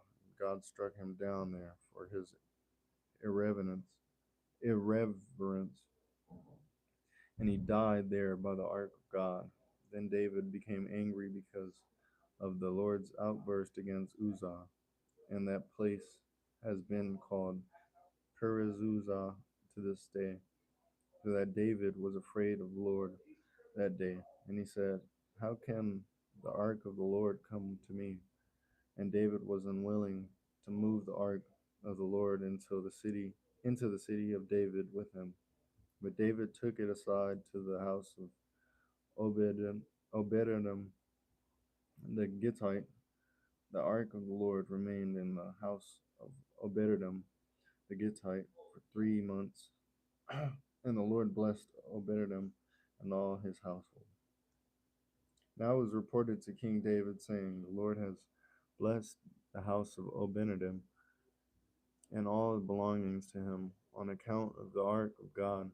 So David went and brought the ark of God up from the house of Obed-Edom to the city of David with joy. And so it was that when those carrying the ark of the Lord marched 6 paces, he sacrificed an ox and fattened steer, and David was dancing before the Lord with all his strength. And David was wearing a linen ephod. So ephod and all the house of Israel were bringing up the ark of the Lord with joyful shouting and the sound of the trumpet. Then it happened, as the ark of the Lord was coming into the city of David, that Michal, the daughter of Saul, looked down through the window and saw King David leaping and dancing before the Lord. And she was contemptuous of him in her heart. Now they brought in the ark of the Lord and set it in its place inside the tent which David had pitched it for it. And David offered burnt offerings and peace offerings before the Lord. When David had finished offering the burnt offering and the peace offerings, he blessed the people in the name of the Lord of armies. Furthermore, he distributed to all the people, to all the multitude of Israel, both to men and women, a cake of bread, one of dates, and one of raisins to each one. Then all the people left, each to his house. But when David returned to bless his own household, Michal, the daughter of Saul, came out to meet David and said, "How the king of Israel dignified himself today, for he exposed himself today in the sight of his servants, female slaves, as one of rabble shamelessly exposes himself." But David said to Michal, "I was before the Lord, who preferred me to your father and to all his house, to appoint me as a ruler over all people of the Lord, over Israel. So I will celebrate before the Lord, and I might demean myself even more than this, and be lowly in my own sight. But with the female slaves of whom you have spoken, with them I am to be held in honor." And Michal, this daughter of Saul, had no children to the day of her death. Now it came about, chapter 7. Now it came about when the king lived in the house and the Lord had given him rest on every side from all his enemies, that the king of said to Nathan the prophet, "See now, I live in a house of cedar, but the ark of God remains within the tent." Nathan said to the king, "Go do all that is in your mind, for the Lord is with you." But in the same night the word of the Lord came to Nathan, saying, "Go and say to my servant David, this is what the Lord says. Should you build me a house for my dwelling? For I have not dwelt in the house since the day I brought up the sons of Israel from Egypt, even to this day. Rather, I have been moving about in a tent, that is, in a dwelling place. Wherever I have gone with all the sons of Israel, did I speak a word with them, with one of the tribes of Israel, whom I commanded to shepherd my people, Israel, saying, Why have you not built me a house of cedar? Now then, this this is what you shall say to my servant David. This is what the Lord of the armies says. I myself took you from the pasture, from following the sheep, to be leader over my people Israel, and I have been with you wherever you have gone, and have eliminated all your enemies from you. I will also make a great name for you, like the names of the great men who are on the earth. And I will establish a place for my people Israel, and I will plant them so that they may live in their own place and not be disturbed again, nor will malicious people oppress them anymore as previously, even from the day that I appointed judges over my people Israel, and I will give you rest from all your enemies. The Lord also declares to you that the Lord will make a house for you.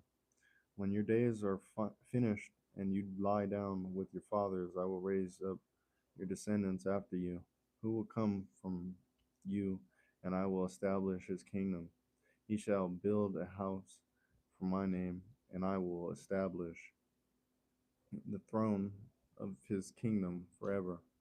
I will be a father to him, and he will be a son to me. When when he does wrong, I will discipline him with the rod of men and with strokes of son of mankind. But my favor shall not depart from him, as I took it away from Saul, whom I removed from you. Your house and your kingdom shall endure before me forever. Your stone shall be established forever. In accordance with all these words and all of this vision, so Nathan spoke to David. Then David, the king, came in and sat before the Lord, and he said, Who am I, Lord God, and who are the members of my household, that you have brought me this far? And yet this was insignificant in your eyes, Lord God. For you have spoken also of the house of your servant regarding the distant future, and this is custom of mankind, Lord God. Again, what more can David say to you? For you know your servant, Lord God. For the sake of my word, of your word, and according to your heart, you will have done all this greatness, to let your servant know. For this reason you are great, Lord God, for there is no one like you, and there is no God except you, according to all that we have heard with our ears. And with what one nation on this earth is like your people, Israel, whom God went to redeem for himself as a people, and to make a name for himself, and to do a great thing for you, and awesome things for your land, because of your people, whom you have redeemed for yourself from Egypt, from other nations and their gods. For you have established for yourself your people Israel as your own people forever, and you, Lord, have become their God. Now then, Lord God, the word that you have spoken about your servant and his house, confirm it forever, and do just as you have spoken, so that your name may be great forever, by saying, The Lord of armies is great over Israel, and may the house of your servant David be established before you. For you, Lord of armies, God of Israel, have spoken a revelation to your servant, saying, I will build you a house, therefore Your servant has found courage to pray this prayer to you. Now then, Lord God, you are God, and your words are truth, and you have promised this good thing to your servant. And now may it please you to bless the house of your servant, so that it may continue forever before you. For you, Lord God, have spoken, and with your blessings may be the house of your servant. May the house of your servant be blessed forever. Chapter 8. Now it happened afterward that David defeated the Philistines and subdued them. And David took control of the chief city from the hand of the Philistines. And he defeated Moab and measured them with the line, making them lie down on this ground. And he measured 2 lines to put to death, and a full line to keep them alive. And the Moabites became servants to David, bringing tribute. And David defeated Had Hadadezer and the son of Rehob, king of Zeboah, as he went to restore his power at the Euphrates River. And David captured from him 1,700 horsemen and 20,000 foot soldiers. And David hamstrung also all the chariot horses, but left enough of them for 100 chariots. When the Arameans, when the Arameans of Damascus came to help Hadadezer, king of Zeboah, David killed 22,000 men among the Arameans. Then David put garrisons among the Arameans of Damascus, and the Arameans became servants to David, bringing tribute. And the Lord helped David wherever he went. David took the shields of gold which were carried by the servants of Hadadezer and brought them to Jerusalem. And from Betah and Berothia, cities of Hadadezer, King David took a very large amount of bronze.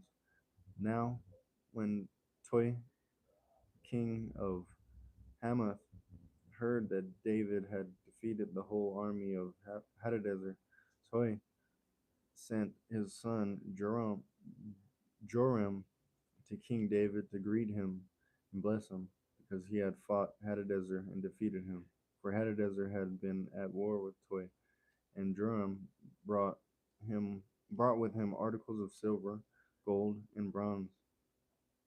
King David also consecrated these gifts to the Lord with the silver and gold that he had consecrated from all the nations which he had subdued, from Aram, Moab, sons of Ammon, the Philistines, Amalek, and from the spoils of the Hadadezer, son of Rehob, king of Zobah. So David made a name for himself when he returned from killing 18,000 Arameans. In the valley of Salt, he also put garrisons in Edom, and all Edom put garrisons. He also put garrisons in Edom. In all Edom, he put garrisons, and all the Edomites became servants to David. And the Lord helped David wherever he went. So David reigned over all Israel. And David administered justice and righteousness for all his people.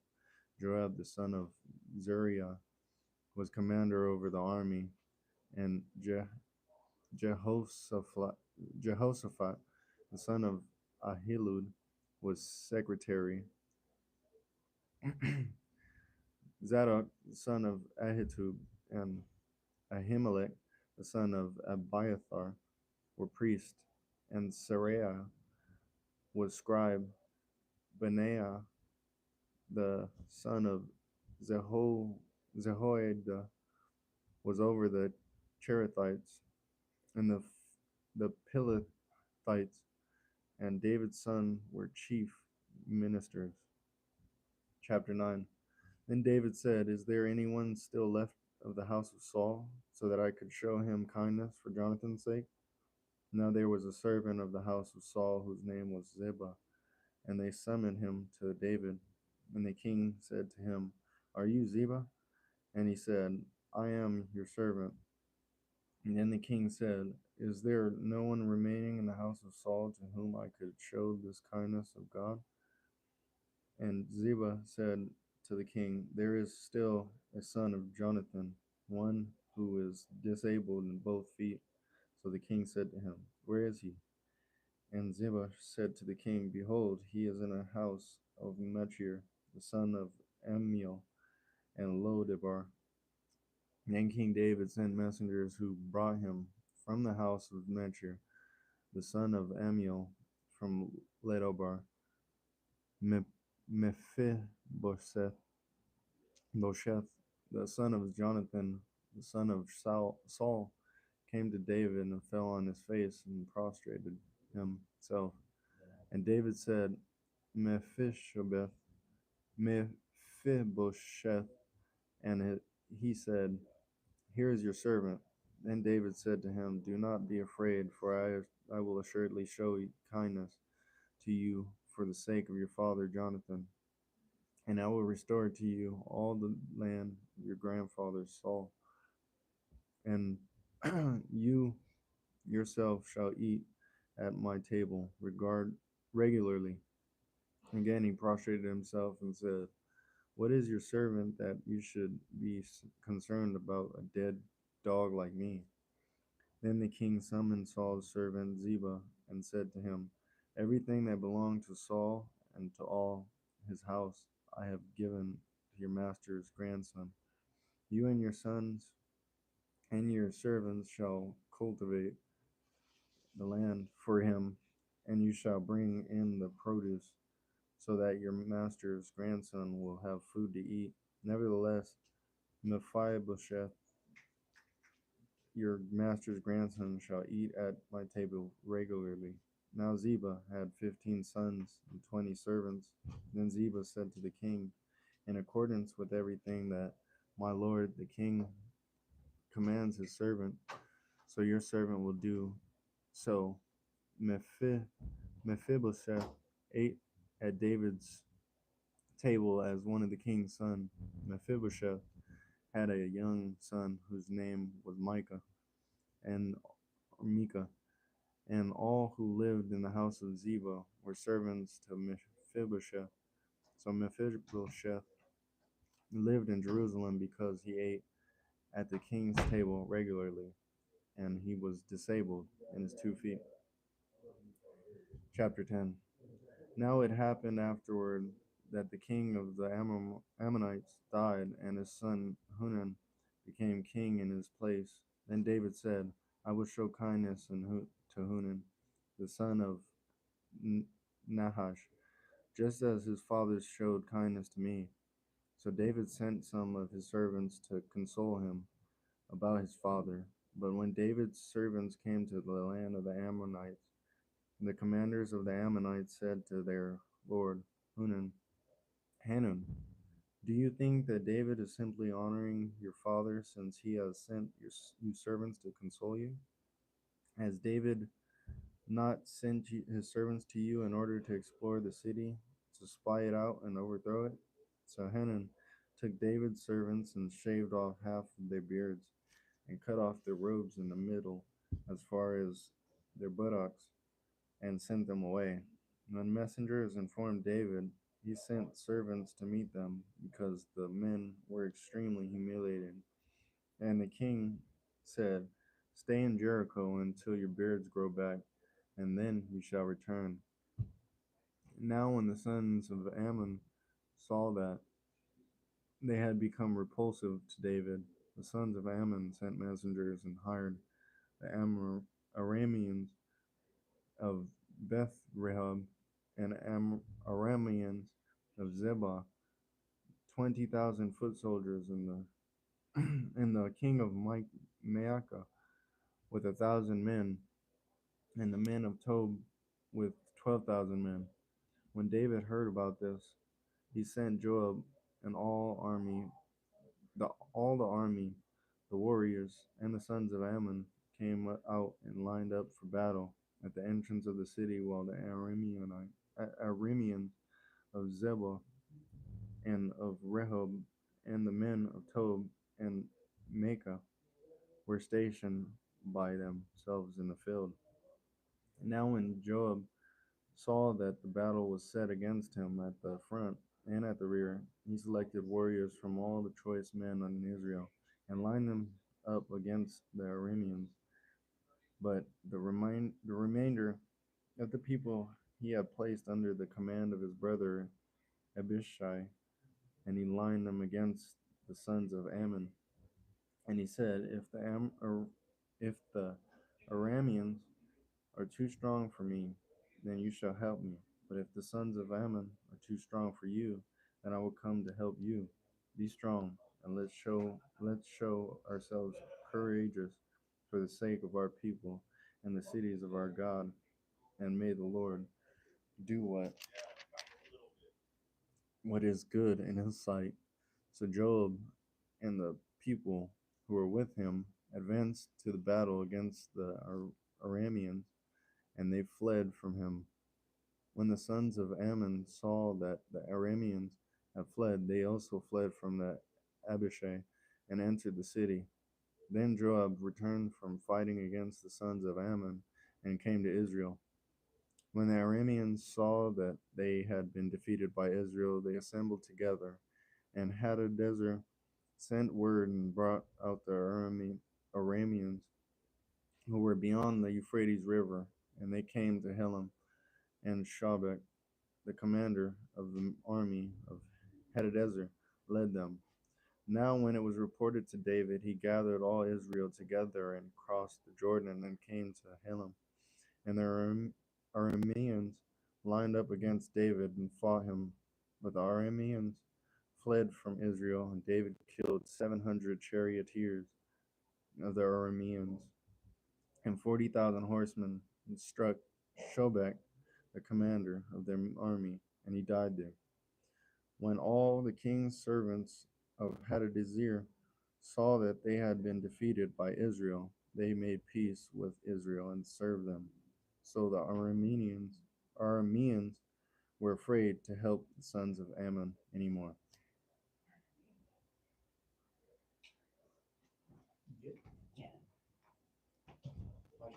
Yeah, it'll be chapter 11.